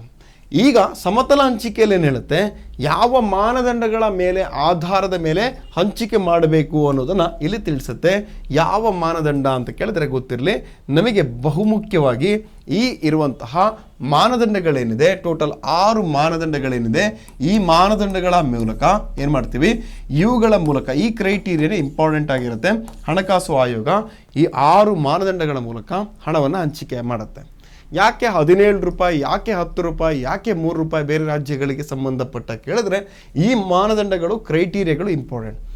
ಎಕ್ಸಾಮ್ನಲ್ಲಿ ನೇರವಾಗಿ ಕೇಳುವಂಥ ಉದಾಹರಣೆ ಏನು ಅಂತ ಕೇಳಿದ್ರೆ, ಫಾರ್ ಎಕ್ಸಾಂಪಲ್ ಇದಕ್ಕೆ ಸಂಬಂಧಪಟ್ಟಾಗೆ ಭೂಪ್ರದೇಶಕ್ಕೆ ಎಷ್ಟು ಪರ್ಸೆಂಟೇಜನ್ನು, ಎಷ್ಟು ವೆಯ್ಟನ್ನು ಕೊಡಲಾಗಿದೆ ಅಂತ ಕೇಳ್ತಾರೆ. ಅಥವಾ ತೆರಿಗೆ ಮತ್ತು ಹಣಕಾಸಿನ ಪ್ರಯತ್ನಗಳಿಗೆ ಎಷ್ಟು ವೆಯ್ಟನ್ನು ಕೊಡಲಾಗಿದೆ ಅಂತ ಕೇಳ್ತಾರೆ. ನೋಡಿ, ಕ್ಲೀನಾಗಿ ಅರ್ಥ ಮಾಡ್ಕೊಳ್ಳೋಣ. ಕೇಂದ್ರ ಮತ್ತು ರಾಜ್ಯ ತೆರಿಗೆ ಹಂಚಿಕೆಯ ಮಾನದಂಡಗಳು, ಇದನ್ನು ಕೊಡುವಂಥ ಕ್ರೈಟೀರಿಯಾ ಏನು ಹೇಳುತ್ತೆ, 100% ವೆಯ್ಟನ್ನು ಇಟ್ಟಿರುತ್ತೆ. 100 ವೆಯ್ಟ್, ಈ ತೂಕ 100ರ ತೂಕವನ್ನು ಇಟ್ಟಿರುತ್ತೆ. ಹೇಳುತ್ತೆ 2011ರ ಸೆನ್ಸಸ್ನ ಪ್ರಕಾರ ಜನಸಂಖ್ಯೆಯನ್ನು ಕೊಡಬೇಕು.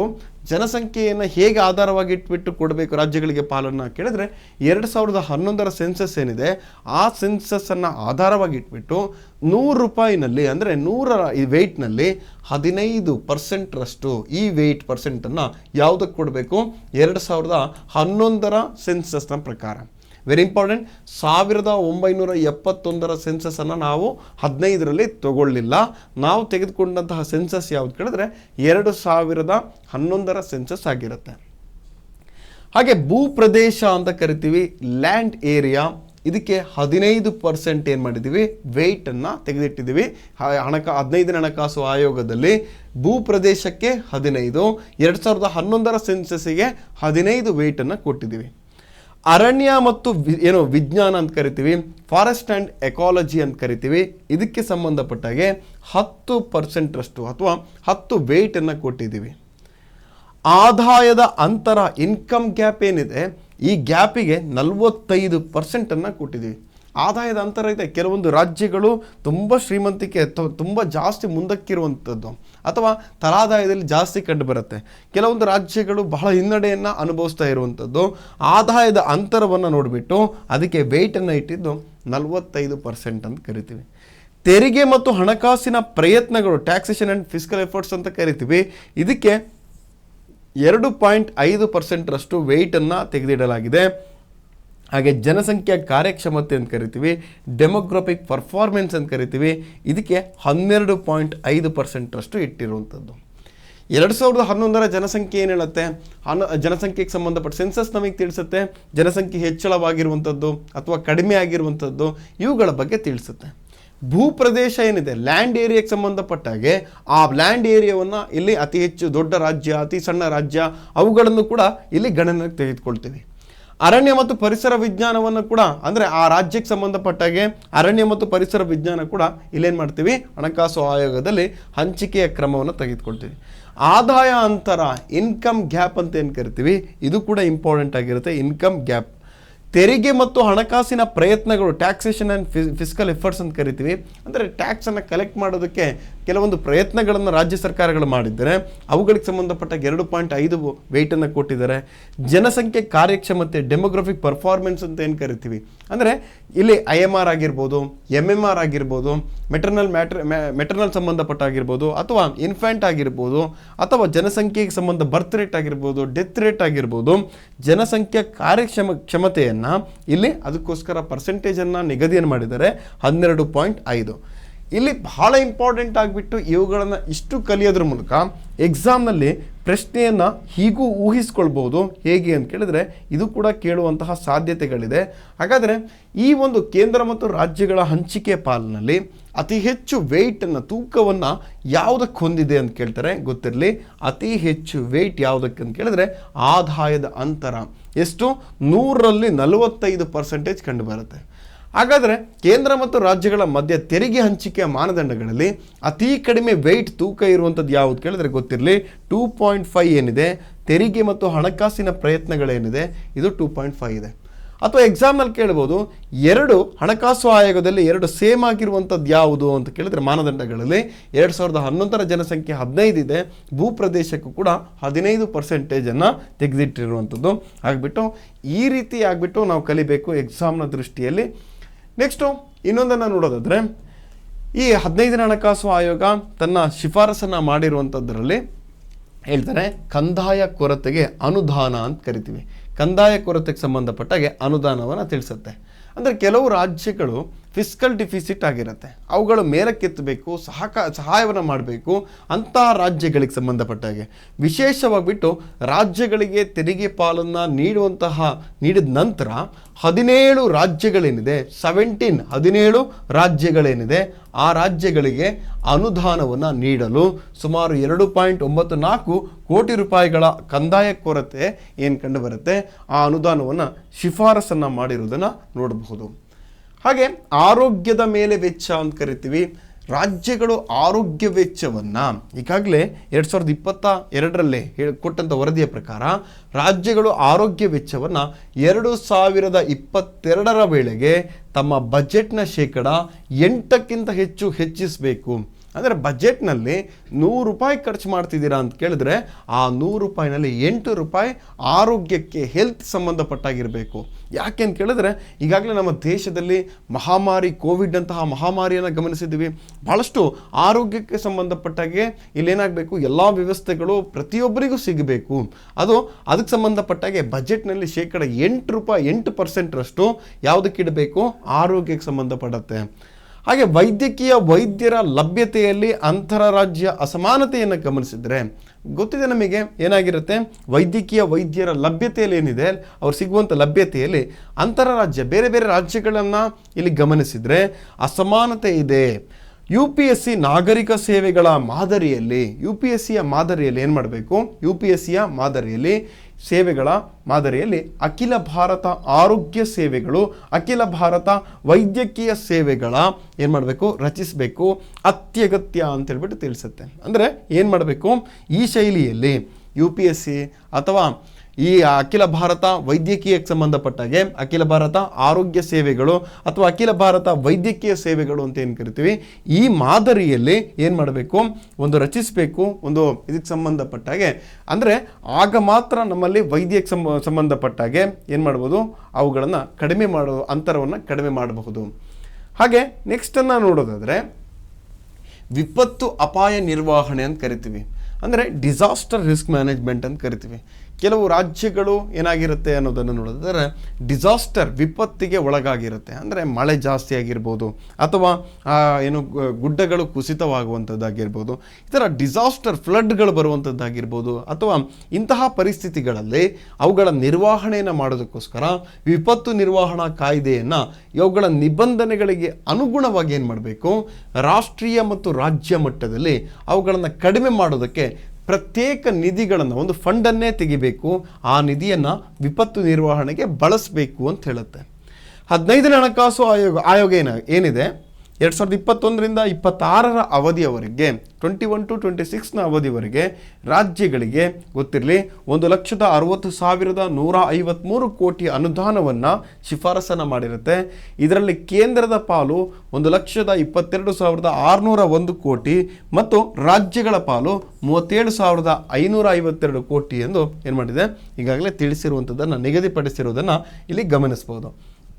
ಅಂದರೆ ನಮಗೆ ಬರ್ತಿರುವಂತಹ ಆದಾಯವನ್ನು ಹೇಗೆ ಕೊಡುವಂತಹ ಕ್ರೈಟೀರಿಯಾ, ಮಾನದಂಡಗಳ ಬಗ್ಗೆ ಇಲ್ಲಿ ಚರ್ಚೆಯನ್ನು ಮಾಡಿದ್ವಿ. ಹಾಗೆ ಎಕ್ಸಾಮ್ನ ದೃಷ್ಟಿಯಲ್ಲಿ ಗಮನಿಸೋದಾದರೆ ಗೊತ್ತಿರಲಿ, ನಮಗೆ ಕೆಲವೊಮ್ಮೆ ನೇರವಾಗಿ ಕೇಳ್ತಾನೆ 14ನೇ ಹಣಕಾಸು ಆಯೋಗಕ್ಕೂ 15ನೇ ಹಣಕಾಸು ಆಯೋಗ, ಪ್ರೆಸೆಂಟ್ ಇರುವಂಥ 14 ಮತ್ತು 15ನೇ ಹಣಕಾಸು ಆಯೋಗದ ಏನು ಡಿಫ್ರೆನ್ಸ್ ಇದೆ, ಕೊಟ್ಟಂಥ ಶಿಫಾರಸುಗಳಲ್ಲಿ ಏನು ಡಿಫ್ರೆನ್ಸ್ ಇದೆ ಅಥವಾ ಮಾನದಂಡಗಳಲ್ಲಿ ಕ್ರೈಟೀರಿಯಾದಲ್ಲಿ ಏನು ಡಿಫ್ರೆನ್ಸ್ ಇದೆ ಅನ್ನೋದನ್ನು ಕೇಳಿದರೆ ನೋಡಿ, ಇದು 14ನೇ ಹಣಕಾಸು ಆಯೋಗ, ಇದು 15ನೇ ಹಣಕಾಸು ಆಯೋಗ. 14ನೇ ಹಣಕಾಸು ಆಯೋಗ ಏನಿದೆ, ಜನಸಂಖ್ಯೆಯನ್ನು ಹೇಳಿತ್ತು 1971ರ ಜನಸಂಖ್ಯೆಯನ್ನು ಆಧಾರವಾಗಿ ಇಟ್ಕೊಳ್ಬೇಕು. ಅದಕ್ಕೆ ಎಷ್ಟು ವೆಯ್ಟ್ ಕೊಡಬೇಕು ಅಂತ ಹೇಳ್ತು, 17.5 ಕೊಡಬೇಕು ಅಂತ ಹೇಳ್ತು.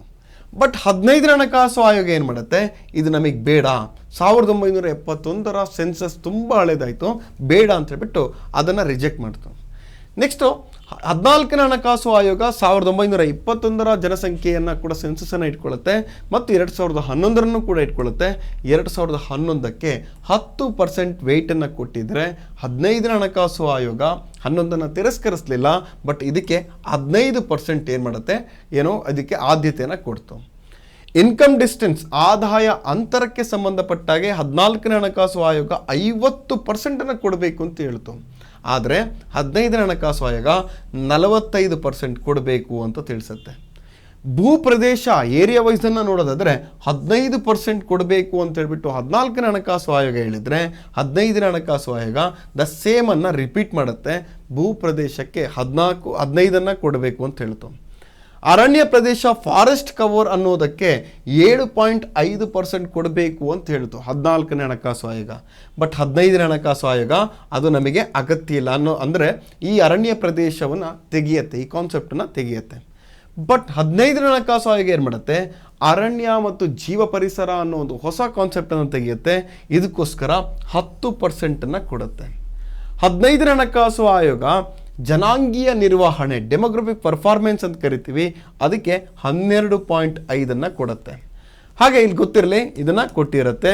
ತೆರಿಗೆ ಪ್ರಯತ್ನ ಟ್ಯಾಕ್ಸ್ ಎಫರ್ಟ್ಸ್ ಅಂತ ಏನು ಕರಿತೀವಿ, ಇದಕ್ಕೆ ಸಂಬಂಧಪಟ್ಟ ಹಾಗೆ ಟ್ಯಾಕ್ಸ್ ಎಫರ್ಟ್ನಲ್ಲಿ 2.5% ಕೊಟ್ಟಿರುತ್ತೆ. ಎಕ್ಸಾಮ್ನಲ್ಲಿ ನಿರೀಕ್ಷೆನ ಮಾಡ್ಬೋದು. 15ನೇ ಹಣಕಾಸು ಆಯೋಗದ ತೂಕದಲ್ಲಿ ಅತಿ ಹೆಚ್ಚು ತೂಕ ಕಂಡು ಬರುವಂಥದ್ದು ಆದಾಯ ಅಂತರ ಅಂತ ಕರಿತೀವಿ, ಅತಿ ಕಡಿಮೆ ಕಂಡು ಬರುವಂಥದ್ದು ತೆರಿಗೆ ಪ್ರಯತ್ನ ಅಂತ ಕರಿತೀವಿ. ಪ್ರಶ್ನೆ ಹೀಗೂ ಕೇಳ್ಬೋದು, 14ನೇ ಹಣಕಾಸು ಆಯೋಗದಲ್ಲಿದ್ದು 15ನೇ ಹಣಕಾಸು ಆಯೋಗದಲ್ಲಿ ಇಲ್ಲದೆ ಇರುವಂಥದ್ದು ಯಾವುದು ಅಂತ ಕೇಳ್ಬೋದು. 14ರಲ್ಲಿತ್ತು ಬಟ್ 15ರಲ್ಲಿ ಇಲ್ಲದೆ ಇರುವಂಥದ್ದು ಯಾವುದು ಕೇಳಿದ್ರೆ ಗೊತ್ತಿರಲಿ, 1971 14ರಲ್ಲಿತ್ತು, 15ನೇ ಹಣಕಾಸು ಆಯೋಗದಲ್ಲಿ ಇಲ್ಲ. ಹಾಗೆ ಅರಣ್ಯ ಪ್ರದೇಶ ಏನಿದೆ 14ರಲ್ಲಿತ್ತು, 15ರಲ್ಲಿ ಇರಲಿಲ್ಲ.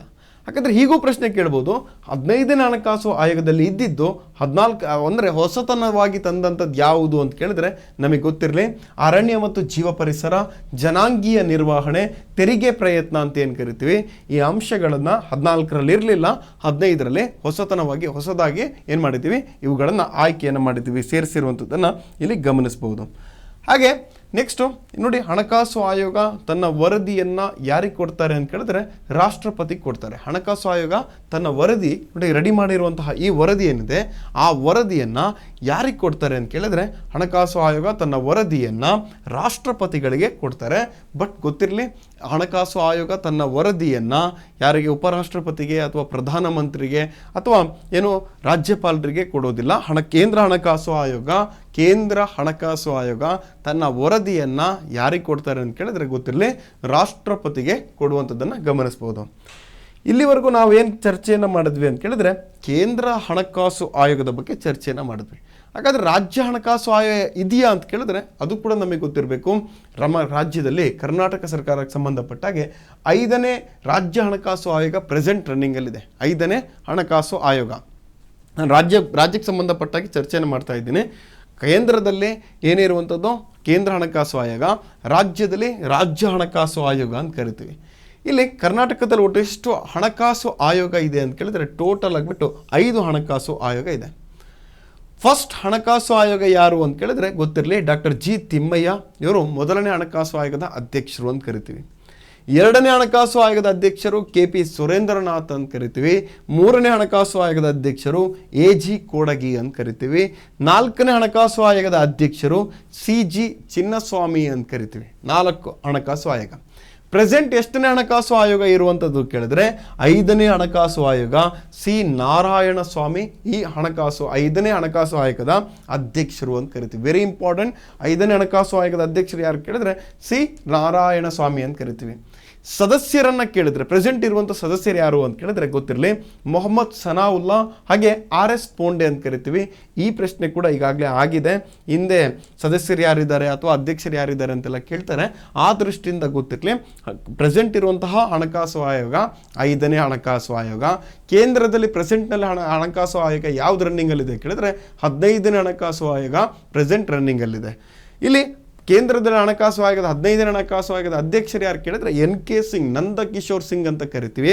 ನಮ್ಮಲ್ಲಿ ಕರ್ನಾಟಕ ರಾಜ್ಯದಲ್ಲಿ 5ನೇ ಹಣಕಾಸು ಆಯೋಗದ ಅಧ್ಯಕ್ಷರು ಯಾರು ಕೇಳಿದ್ರೆ ಸಿ ನಾರಾಯಣ ಸ್ವಾಮಿ ಅಂತ ಕರಿತೀವಿ. ಸದಸ್ಯರು ಮೊಹಮ್ಮದ್ ಸನಾವುಲ್ಲಾ, RS ಪೋಂಡೆ ಅಂತ ಕರಿತೀವಿ. ಹಾಗೆ ಕರ್ನಾಟಕಕ್ಕೆ ಸಂಬಂಧಪಟ್ಟ ಹಾಗೆ ಹಣಕಾಸು ಆಯೋಗಕ್ಕೆ ಸಂಬಂಧಿಸಿದಂತೆ ಕೆಲವೊಂದು ಅಂಶಗಳನ್ನು ನೋಡೋದಾದರೆ, ಕರ್ನಾಟಕದ ಗ್ರಾಮ ಸ್ವರಾಜ್ ಮತ್ತು ಪಂಚಾಯತ್ ರಾಜ್ ಕಾಯ್ದೆ ನೋಡಿ. ಕೇಂದ್ರದಲ್ಲಿ ಹಣಕಾಸು ಆಯೋಗದ ಕೆಲಸ ನಮಗೆ ಗೊತ್ತಾಯಿತು. ಏನು ಅಂತ ಕೇಳಿದ್ರೆ ಕೇಂದ್ರ ಮತ್ತು ರಾಜ್ಯಗಳ ಮಧ್ಯದಲ್ಲಿ ಆದಾಯದ ವಿತರಣೆಯನ್ನು ಮಾಡೋದಕ್ಕೆ ಕೇಂದ್ರ ಹಣಕಾಸು ಆಯೋಗ ಬರುತ್ತೆ. ಹಾಗಾದರೆ ರಾಜ್ಯದಲ್ಲಿ ರಾಜ್ಯ ಹಣಕಾಸು ಆಯೋಗದ ಕೆಲಸ ಏನು ಅಂತ ಕೇಳಿದ್ರೆ ಕರ್ನಾಟಕದ ಗ್ರಾಮ ಸ್ವರಾಜ್ ಮತ್ತು ಪಂಚಾಯತ್ ರಾಜ್ ಕಾಯ್ದೆ 1993ರ ಅಡಿ 5ನೇ ಹಣಕಾಸು ಆಯೋಗವನ್ನು ಕರ್ನಾಟಕ ಸರ್ಕಾರ ರಚಿಸಿದೆ. ಇದರ ಮುಖಾಂತರ ಈ ಆಯೋಗ ಕೆಲಸ ಏನು ಮಾಡುತ್ತೆ ಅಂತ ಕೇಳಿದ್ರೆ, ಜಿಲ್ಲಾ ಪಂಚಾಯಿತಿ, ತಾಲೂಕು ಪಂಚಾಯಿತಿ, ಗ್ರಾಮ ಪಂಚಾಯಿತಿ ಮತ್ತು ಇತರ ಸ್ಥಳೀಯ ಸಂಸ್ಥೆಗಳೇನಿದೆ ಆ ಸಂಸ್ಥೆಗಳ ಹಣಕಾಸು ಸ್ಥಿತಿಗತಿಗಳನ್ನು ಪರಾಮರ್ಶೆ ನಡೆಸಿ ಸರ್ಕಾರಕ್ಕೆ ಶಿಫಾರಸನ್ನು ಇವರು ಮಾಡ್ತಾರೆ. Very important. ಕೇಂದ್ರದಲ್ಲಿ ಏನು ಮಾಡ್ತಾರೆ, ಕೇಂದ್ರ ಮತ್ತು ರಾಜ್ಯಗಳ ಮಧ್ಯದಲ್ಲಿ ಆದಾಯ ವಿತರಣೆಯನ್ನು ಕೇಂದ್ರ ಹಣಕಾಸು ಆಯೋಗ ಮಾಡಿದರೆ, ರಾಜ್ಯ ಹಣಕಾಸು ಆಯೋಗ ಜಿಲ್ಲಾ ಪಂಚಾಯಿತಿ, ತಾಲೂಕ್ ಪಂಚಾಯಿತಿ, ಗ್ರಾಮ ಪಂಚಾಯಿತಿ, ಇತರ ಸ್ಥಳೀಯ ಸಂಸ್ಥೆಗಳ ಏನು ಮಾಡುತ್ತೆ, ಹಣಕಾಸಿನ ಸ್ಥಿತಿಗತಿಗಳ ಬಗ್ಗೆ ಏನು ಮಾಡುತ್ತೆ, ವಿಮರ್ಶೆಯನ್ನು ಮಾಡುತ್ತೆ. ಅದು ಕೂಡ ಗೊತ್ತಿರಲಿ, ಶಿಫಾರಸನ್ನು ರಾಜ್ಯ ಸರ್ಕಾರಕ್ಕೆ ಮಾಡುತ್ತೆ. ಹಣಕಾಸು ಆಯೋಗ, ರಾಜ್ಯ ಹಣಕಾಸು ಆಯೋಗ ತನ್ನ ವರದಿಯನ್ನು ಯಾರಿಗೆ ಕೊಡ್ತಾರೆ ಅಂತ ಕೇಳಿದ್ರೆ ಗೊತ್ತಿರಲಿ, ರಾಜ್ಯಪಾಲರಿಗೆ. ಹಾಗೆ ಕೇಂದ್ರ ಹಣಕಾಸು ಆಯೋಗ ತನ್ನ ವರದಿಯನ್ನು ಯಾರಿಗೆ ಕೊಡ್ತಾರೆ ಅಂತ ಕೇಳಿದ್ರೆ ರಾಷ್ಟ್ರಪತಿಗೆ ಕೊಡುವಂಥದ್ದನ್ನು ಗಮನಿಸ್ಬೋದು. ಹಾಗೆ ಈ ಹಿಂದೆ ಎಕ್ಸಾಮ್ನಲ್ಲಿ ಕ್ವಶನನ್ನು ಕೇಳಿರೋದನ್ನು ನೋಡೋದಾದರೆ ನೋಡಿ, ಮೋಟಾರ್ ವೆಹಿಕಲ್ ಇನ್ಸ್ಪೆಕ್ಟರ್ ಇಲ್ಲಿ 2025ರಲ್ಲಿ ಕ್ವಶನನ್ನು ಕೇಳಿರುವಂಥದ್ದನ್ನು ಗಮನಿಸೋದಾದರೆ, ಕೆಳಗಿನವುಗಳಲ್ಲಿ ಸರಿಯಾಗಿ ಹೊಂದಾಣಿಕೆ ಯಾಕತಿರುವುದು ಯಾವುದು ಅಂತ ಕೇಳಿದ್ದಾರೆ. ಯಾವ್ದು ಸರಿಯಾಗಿ ಹೊಂದಾಣಿಕೆ ಆಗ್ತಿಲ್ಲ ನೋಡಿ. ಫಸ್ಟ್ ಕ್ವಶನನ್ನು ಅರ್ಥ ಮಾಡ್ಕೊಳ್ಬೇಕು. ಹೊಂದಾಣಿಕೆ ಯಾಗದಿರುವುದು ಅಂತ ಕೇಳಿದ್ದಾರೆ. ಯಾವುದು ಫಾಲೋಯಿಂಗ್ ಆಗ್ತದೆ ಇಸ್ ನಾಟ್ ಅಂತ ಕೇಳಿದ್ದಾರೆ, ನಾಟ್ ಕರೆಕ್ಟ್ಲಿ. ಹಾಗಾದರೆ ಮೊದಲನೇ ಕರ್ನಾಟಕದ ಹಣಕಾಸು ಆಯೋಗದ ಅಧ್ಯಕ್ಷರು ತಿಮ್ಮಯ್ಯ, ಇದು ಸರಿ ಇದೆ. ಎರಡನೇ ಕರ್ನಾಟಕ ಹಣಕಾಸು ಆಯೋಗದ ಅಧ್ಯಕ್ಷರು ಸುರೇಂದ್ರನಾಥ್, ಇದು ಕೂಡ ಕರೆಕ್ಟ್ ಇದೆ. ಮೂರನೇ ಹಣಕಾಸು ಆಯೋಗದ ಅಧ್ಯಕ್ಷರು ನಾರಾಯಣ ಸ್ವಾಮಿ, ಇದೇ ತಪ್ಪಾಗಿರೋದು. ನಾಲ್ಕನೇ ಹಣಕಾಸು ಆಯೋಗದ ಅಧ್ಯಕ್ಷರು ಚಿನ್ನಸ್ವಾಮಿ, ಇದು ಕರೆಕ್ಟ್ ಇದೆ. ಆದರೆ ಮೂರನೇ ಹಣಕಾಸು ಆಯೋಗಕ್ಕೆ ಸಂಬಂಧಪಟ್ಟಾಗೆ ಗೊತ್ತಿರಲಿ, ಮೂರನೇ ಹಣಕಾಸು ಆಯೋಗ ರಾಂಗ್ ಆಗಿತ್ತು. ಯಾರು? ನಾರಾಯಣ ಸ್ವಾಮಿ 5ನೇ ಹಣಕಾಸು ಆಯೋಗದ ಅಧ್ಯಕ್ಷರು, ಪ್ರೆಸೆಂಟ್ ಕೂಡ ಹೌದು. ಹಾಗೆ PDO November 17, 2024ನಲ್ಲಿ ಒಂದು ಕ್ವಶನನ್ನು ಕೇಳಿದ್ದಾರೆ. ಏನು ಕೇಳಿದ್ದಾರೆ? ಈ ಕೆಳಕಂಡ ಯಾವುದು ಸರಿಯಾಗಿ ಹೊಂದಾಣಿಕೆಯಾಗೋದಿಲ್ಲ, ಅಂದರೆ ಯಾವುದು ಸರಿಯಾಗಿ ಹೊಂದಾಣಿಕೆ ಆಗ್ತಿಲ್ಲ, ನಾಟ್ ಕರೆಕ್ಟ್. ನೋಡಿ, ಪ್ರಶ್ನೆಯನ್ನು ಸರಿಯಾಗಿ ನೋಡಬೇಕು. ಸರಿಯಾಗಿ ಹೊಂದಾಣಿಕೆ ಆಗದಿರುವಂಥದ್ದು ಯಾವುದು ಅಂತ ಕೇಳಿದ್ದಾರೆ. ಅನುಚ್ಛೇದ 360 ಹಣಕಾಸಿನ ತುರ್ತು ಪರಿಸ್ಥಿತಿ, ಅನುಚ್ಛೇದ 368 ಸಂವಿಧಾನದ ತಿದ್ದುಪಡಿ, ಅನುಚ್ಛೇದ 323A ಆಡಳಿತ ನ್ಯಾಯಾಧೀಕರಣ, ಅನುಚ್ಛೇದ 280 ಹಣಕಾಸು ವಿಧೇಯಕ ಅಂತ ಕೇಳಿದ್ದಾರೆ. ನೋಡಿ, ಇವುಗಳನ್ನೆಲ್ಲ ನಾವು ಚರ್ಚೆಯನ್ನು ಮಾಡಿರ್ತೀವಿ, ಕಾನ್ಸ್ಟಿಟ್ಯೂಷನಲ್ಲಿ ಇದರ ಬಗ್ಗೆ ತಿಳ್ಕೊಂಡಿರ್ತೀವಿ, ಓದಿರ್ತೀವಿ. ಯಾರಿಗೆ ಇವುಗಳು ಇಷ್ಟು ಕನ್ಫ್ಯೂಸ್ ಆಯಿತು ಅಂದರೆ, ಈಗಾಗಲೇ ನಮ್ಮ ಹಣಕಾಸು ಆಯೋಗದ ಬಗ್ಗೆ ಕ್ಲಾಸನ್ನು ಯಾರು ನೋಡಿರ್ತೀರೋ ಇದಕ್ಕೆ ಸರಿಯಾದಂತಹ ಉತ್ತರ ಸಿಕ್ಕಿರುತ್ತೆ. ಯಾವುದು ಸರಿಯಾದಂತಹ ಹೊಂದಾಣಿಕೆ ಆಗದಿರುವಂಥದ್ದು ಯಾವುದು ಕೇಳಿದ್ರೆ ಇದೇ ಯಾವುದು ಆರ್ಟಿಕಲ್ 280 ಏನಿದೆ, ಇದು ಸರಿಯಾಗಿ ಹೊಂದಾಣಿಕೆ ಆಗ್ತಿಲ್ಲ. ಯಾಕೆ ಅಂತ ಕೇಳಿದ್ರೆ, ಹಣಕಾಸು ಸರಿ, ಆದರೆ ಆಯೋಗ ಆಗಬೇಕು, ವಿಧೇಯಕ ಅಲ್ಲ, ಫಿನಾನ್ಸ್ ಬಿಲ್ ಅಲ್ಲ, ಫಿನಾನ್ಸ್ ಕಮಿಷನ್ ಆಗಬೇಕಿತ್ತು. ಗೊತ್ತಿರಲಿ, ಹಣಕಾಸು ಆಯೋಗ, ಹಣಕಾಸು ಫಿನಾನ್ಸ್ ಕಮಿಷನ್ ಅಂತ ಏನು ಕರಿತೀವಿ, ಅದಕ್ಕೆ ಸಂಬಂಧಪಟ್ಟಾಗೆ. ನೆಕ್ಸ್ಟು 16ನೇ ಹಣಕಾಸು ಆಯೋಗಕ್ಕೆ ಸಂಬಂಧಿಸಿದಂತೆ ಕೆಳಗಿನ ಯಾವ ಸಂಗತಿಗಳು ಸರಿಯಾಗಿದೆ ಅಂತ ಕೇಳಿದ್ದಾರೆ. ಯಾವ್ದು ಸರಿ ಇದೆ? ಇದನ್ನು ಗ್ರೂಪ್ ಬಿ ಎಕ್ಸಾಮ್ನಲ್ಲಿ ಕೇಳಿದ್ದಾರೆ. ಫೆಬ್ರವರಿ 23, 2025ರಲ್ಲಿ ಕೇಳಿದಂಥ ಪ್ರಶ್ನೆ. ಶ್ರೀ ಅರವಿಂದ್ ಪನಗಾರಿಯ ಆಯೋಗದ ಅಧ್ಯಕ್ಷರಾಗಿ ನೇಮಕಗೊಂಡಿರ್ತಾರೆ. ಅರವಿಂದ್ ಪನಗಾರಿ ಏನಿದ್ದಾರೆ, ಈ 15ನೇ ಹಣಕಾಸು ಆಯೋಗ 16ನೇ ಹಣಕಾಸು ಆಯೋಗದ ಬಗ್ಗೆ ಯಾವ ಸ್ಟೇಟ್ಮೆಂಟ್ ಸರಿ ಇದೆ ಅಂತ ಕೇಳ್ತಿದ್ದಾರೆ. 16ನೇ ಹಣಕಾಸು ಆಯೋಗದ ಅಧ್ಯಕ್ಷರು ಅರವಿಂದ್ ಪನಗಾರಿಯ ಸರಿಯಾಗಿರುತ್ತೆ. 16ನೇ ಹಣಕಾಸು ಆಯೋಗದ ಶಿಫಾರಸುಗಳನ್ನು ಏಪ್ರಿಲ್ 1, 2026 ಗೊತ್ತಿರಲಿ, ಏಪ್ರಿಲ್ 1, 2026ರಿಂದ 5 ವರ್ಷಗಳವರೆಗೆ ಜಾರಿಗೊಳಿಸಲಾಗುತ್ತೆ. ಸರಿ, 26ರಿಂದ 31ರ ಅವಧಿವರೆಗೆ ಇದನ್ನು ಕೂಡ ನೋಡಿದ್ವಿ. 16ನೇ ಹಣಕಾಸು ಆಯೋಗ ಶಿಫಾರಸುಗಳನ್ನು ಏಪ್ರಿಲ್ 1, 2025ರಿಂದ 5 ವರ್ಷಗಳ ಅವಧಿಗೆ ಜಾರಿಗೊಳಿಸಲಾಗುತ್ತೆ. 25 ಬರೋದಿಲ್ಲ, 26ರವರೆಗೆ 15ನೇ ಹಣಕಾಸು ಆಯೋಗ ರನ್ನಿಂಗಲ್ಲಿದೆ. 26ರಿಂದ 2031ರ ಅವಧಿವರೆಗೆ 16ನೇ ಹಣಕಾಸು ಆಯೋಗದ ಅವಧಿ ಅಂತ ಹೇಳ್ಬಿಟ್ಟು ಗುರುತಿಸ್ತೀವಿ. ಹಾಗೆ ನೋಡಿ, ನೆಕ್ಸ್ಟ್ ಇದನ್ನು ಕೂಡ ಕ್ವಶನನ್ನು ಮಾಡಿದ್ದಾರೆ. ಗ್ರೂಪ್ ಬಿ ಫೆಬ್ರವರಿ 23, 2025ರಲ್ಲಿ ಕ್ವಶನ್ ಕೇಳಿದ್ದು, ಕೆಳಗಿನ ಹೇಳಿಕೆಗಳಲ್ಲಿ ಯಾವುದು ನಿಜವಾಗಿದೆ ಅಂತ ಕೇಳಿದ್ದಾರೆ. ಯಾವುದು ನಿಜವಾಗಿದೆ? ಇತ್ತೀಚಿನ ಕರ್ನಾಟಕ ರಾಜ್ಯ ಹಣಕಾಸು ಆಯೋಗವು 5ನೇ ಹಣಕಾಸು ಆಯೋಗವಾಗಿದೆ. ಸರಿ, 5ನೇ ಹಣಕಾಸು ಆಯೋಗ ಸರಿಯಾಗಿರುತ್ತೆ. ಸದರಿ ಆಯೋಗದ ಅಧ್ಯಕ್ಷರು ಶ್ರೀ ಸಿ ನಾರಾಯಣ ಸ್ವಾಮಿ, ಇದು ಕೂಡ ಸರಿಯಾಗಿರುತ್ತೆ. ರಾಜ್ಯ ಹಣಕಾಸು ಆಯೋಗವು ತನ್ನ ವರದಿಯನ್ನು ಕರ್ನಾಟಕ ಸರ್ಕಾರದ ಮುಖ್ಯಮಂತ್ರಿಯವರಿಗೆ ಕೊಡ್ತಾರೆ, ಸಲ್ಲಿಸಲಾಗುತ್ತೆ. ನಾವೀಗಾಗಲೇ ನೋಡಿರುವಂಥದ್ದು ಕೇಂದ್ರದಲ್ಲಿ ಕೇಂದ್ರ ಹಣಕಾಸು ಆಯೋಗ ತನ್ನ ವರದಿಯನ್ನು ಯಾರಿಗೆ ಕೊಡ್ತಾರೆ? ರಾಷ್ಟ್ರಪತಿ ಕೊಡ್ತಾರೆ. ರಾಜ್ಯದಲ್ಲಿ ರಾಜ್ಯ ಹಣಕಾಸು ಆಯೋಗ ತನ್ನ ವರದಿಯನ್ನು ಯಾರಿಗೆ ಕೊಡಬೇಕು? ರಾಜ್ಯಪಾಲರಿಗೆ ಕೊಡಬೇಕು, ಮುಖ್ಯಮಂತ್ರಿಗಲ್ಲ. ಹಾಗಾಗ್ಬಿಟ್ಟು AB ಮಾತ್ರ ಸರಿಯಾಗಿರುತ್ತೆ. ಈ ಕ್ವಶನ್ ಗ್ರೂಪ್ B ನಲ್ಲಿ ಕೇಳಲಾದಂತಹ ಪ್ರಶ್ನೆಯಾಗಿತ್ತು. ಹಾಗ್ಬಿಟ್ಟು ಇವುಗಳ ಮೇಲೆ ನಿಗಾ ಇರಬೇಕು. ನೆಕ್ಸ್ಟು ಹಣಕಾಸು ಆಯೋಗಕ್ಕೆ ಸಂಬಂಧಿಸಿದಂತೆ ಈ ಕೆಳಕಂಡ ಯಾವುದು ಸರಿಯಾಗುವುದಿಲ್ಲ, ಅಂದರೆ ಯಾವುದು ಸರಿಯಾಗಿರುವುದಿಲ್ಲ ಅಂತ ಕೇಳಿದರೆ ಯಾವುದು ಸರಿಯಾಗಿರುವುದಿಲ್ಲ. ಇದನ್ನು PDO ಡಿಸೆಂಬರ್ 8, 2024ರಲ್ಲಿ ಕೇಳಲಾದಂಥ ಪ್ರಶ್ನೆ. ಇದನ್ನು ಅನುಚ್ಛೇದ 280 ಅಡಿಯಲ್ಲಿ ರಾಷ್ಟ್ರಪತಿಯವರಿಂದ ರಚಿಸಲ್ಪಡುತ್ತದೆ. ಸರಿಯಾಗುತ್ತೆ. 280 ಆರ್ಟಿಕಲ್ ಯಾವುದಕ್ಕೆ ಸಂಬಂಧಪಡುತ್ತೆ? ಹಣಕಾಸು ಆಯೋಗಕ್ಕೆ ಸಂಬಂಧಪಡುತ್ತೆ.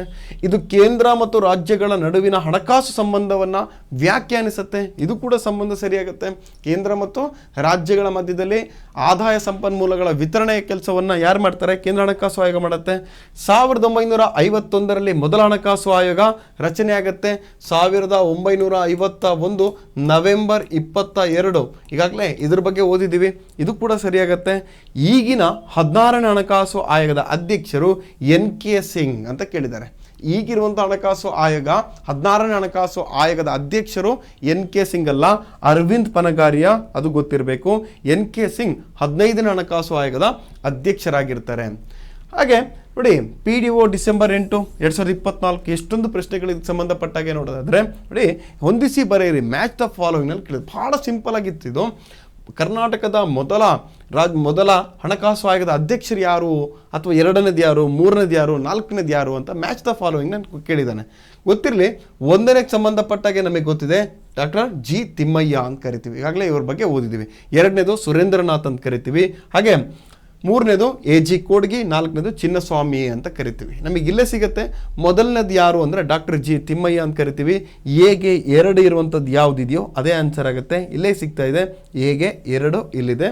ಉಳಿದಿದ್ದು ಯಾವುದು ಆಪ್ಷನ್ ಅಲ್ಲ ಅನ್ನೋದನ್ನು ಇಲ್ಲೇ ಆರಾಮಾಗಿ ಎಲಿಮಿನೇಟನ್ನು ಮಾಡ್ಬೋದು. ಹಾಗೆ ನೆಕ್ಸ್ಟ್ ಇದಕ್ಕೆ ಸಂಬಂಧಪಟ್ಟಾಗೆ ಇಷ್ಟು ಪ್ರಶ್ನೆಗಳನ್ನು ನೋಡಿದ್ವಿ. ಇನ್ನು ಮೇನ್ಸ್ನಲ್ಲೂ ಕೂಡ ಪ್ರಶ್ನೆಗಳನ್ನು ಕೇಳಿದ್ದಾರೆ. KSನ ಮುಖ್ಯ ಪರೀಕ್ಷೆಯಲ್ಲಿ ಅರ್ಥಶಾಸ್ತ್ರದ ವಿಷಯಕ್ಕೆ ಸಂಬಂಧಿಸಿದಂತೆ ಪ್ರಶ್ನೆಗಳನ್ನು ನೋಡೋದಾದರೆ ಹಣಕಾಸು ಆಯೋಗಕ್ಕೆ ಸಂಬಂಧಪಟ್ಟಾಗೆ 13ನೇ ಹಣಕಾಸು ಆಯೋಗದ ಶಿಫಾರಸುಗಳನ್ನು ಸಂಕ್ಷಿಪ್ತವಾಗಿ ಟಿಪ್ಪಣಿಯನ್ನು ಬರೆಯಿರಿ ಅಂತ ಹೇಳ್ಬಿಟ್ಟು 2011ರಲ್ಲಿ ಕ್ವಶನನ್ನು ಕೇಳಿದ್ದಾರೆ. ಹಣಕಾಸು ಆಯೋಗದ ಸ್ವರೂಪ ಅಂದರೆ ಈಗಾಗಲೇ ಏನು ಚರ್ಚೆ ಮಾಡಿದ್ದೀವಿ ಆ ಸ್ವರೂಪ ಮತ್ತು ಕಾರ್ಯನಿರ್ವಹಣೆಯ ಬಗ್ಗೆ ಚರ್ಚೆಯನ್ನು ಮಾಡಬೇಕು. ಏನು ಮಾನದಂಡಗಳಿದೆ, ಕ್ರೈಟೀರಿಯಾ ಏನಿದೆ, ಕೇಂದ್ರ ಮತ್ತು ರಾಜ್ಯಗಳ ನಡುವಿನ ಆಡಳಿತಾತ್ಮಕ ಸಂಬಂಧಗಳನ್ನು ಮೌಲ್ಯಾಂಕನ ಮಾಡಿ ಅಂತ ಹೇಳ್ಬಿಟ್ಟು 2002ರ KSನ ಮೇನ್ಸ್ನಲ್ಲಿ ಕೇಳದಂಥ ಕ್ವಶನ್. ಇತ್ತೀಚೆಗೆ 2025ರಲ್ಲಿ ನಡೆದಂತಹ KSನ ಮೇನ್ಸ್ನಲ್ಲಿ ಕೂಡ ಪ್ರಶ್ನೆಯನ್ನು ಕೇಳಿದರೆ ಹಣಕಾಸು ಆಯೋಗದ ಆದಾಯ ಹಂಚಿಕೆಯ ಸೂತ್ರ ಏನು, ಫಾರ್ಮುಲಾ ಏನಿದೆ, ಕೇಂದ್ರ ಮತ್ತು ರಾಜ್ಯಗಳ ನಡುವೆ ಘರ್ಷಣೆಗಳಿಗೆ ಹೇಗೆ ಕಾರಣವಾಗಿದೆ. ನೀವು ಪ್ರತಿ ಬಾರಿ ಪೇಪರನ್ನು ಓದಿದ್ರೆ ಕೇಂದ್ರ ಮತ್ತು ರಾಜ್ಯದ ಮಧ್ಯದಲ್ಲಿ ಇವುಗಳ ಚರ್ಚೆಗಳು ಬಹಳಷ್ಟು ನಡೀತಾನೆ ಇರುತ್ತೆ ಎಂದು ಚರ್ಚಿಸಿ ಅಂತ ಹೇಳ್ಬಿಟ್ಟು ಕೇಳಿದರೆ ನೋಡಿ, ನಡುವೆ ಘರ್ಷಣೆಗೆ ಹೇಗೆ ಕಾರಣವಾಗಿದೆ ಎಂಬುದರ ಬಗ್ಗೆ ಚರ್ಚೆಯನ್ನು ಮಾಡಬೇಕು. ಇದರ ಪಾತ್ರವನ್ನು, ಯಾವುದರ ಪಾತ್ರ, ಕೇಂದ್ರ ಹಣಕಾಸು ಆಯೋಗದ ಪಾತ್ರವನ್ನು ಪುನರ್ರಚಿಸಿದಲ್ಲಿ ಏನಾದರೆ ಅವರ ಪಾತ್ರದಲ್ಲಿ ಏನಾದರೂ ಪುನರ್ರಚನೆಯನ್ನು ಮಾಡಿದರೆ ಸಹಕಾರಿ ಒಕ್ಕೂಟ ವ್ಯವಸ್ಥೆಯನ್ನು, ಅಂದರೆ ಭಾರತದ ಈ ಒಕ್ಕೂಟ ವ್ಯವಸ್ಥೆಯನ್ನು ಉತ್ತೇಜಿಸುವುದೇ ಎಂದು ಮೌಲ್ಯೀಕರಿಸಿ ಅಂತ ಕೇಳಿದ್ದಾರೆ. ಅಂದರೆ ಟೋಟಲ್ ಆಗಿಬಿಟ್ಟು 250 ಪದಗಳಿಗೆ ಮೀರದಂತೆ 15 ಮಾರ್ಕ್ಸಿಗೆ ಕೇಂದ್ರ ಹಣಕಾಸು ಆಯೋಗದ ಬಗ್ಗೆ ಕ್ವಶನನ್ನು ಕೇಳಿರೋದನ್ನು ಗಮನಿಸ್ಬೋದು. ಇವುಗಳ ಬಗ್ಗೆ ಬಹಳ ಇಂಪಾರ್ಟೆಂಟ್ ಇದೆ. ಕ್ವಶನ್ಸ್ಗಳು ಎಲ್ಲ ಎಕ್ಸಾಮ್ಗಳಲ್ಲಿ ಕಂಡುಬರುತ್ತೆ. ಆ ದೃಷ್ಟಿಯಿಂದ ಬಹಳ ಇಂಪಾರ್ಟೆಂಟ್ ಆದ ಟಾಪಿಕ್ ಆಗಿತ್ತು. ಇನ್ನು ಹಲವು ವಿಷಯಗಳನ್ನು ಮತ್ತು ಕೂಡ ಚರ್ಚೆಯನ್ನು ಮಾಡೋಣ ಅಂತ ಹೇಳ್ತಾ ಇವತ್ತಿನ ತರಗತಿಯನ್ನು ಮುಕ್ತಾಯವನ್ನು ಮಾಡ್ತಾ ಇದ್ದೀನಿ. ಎಲ್ರಿಗೂ ಧನ್ಯವಾದಗಳು.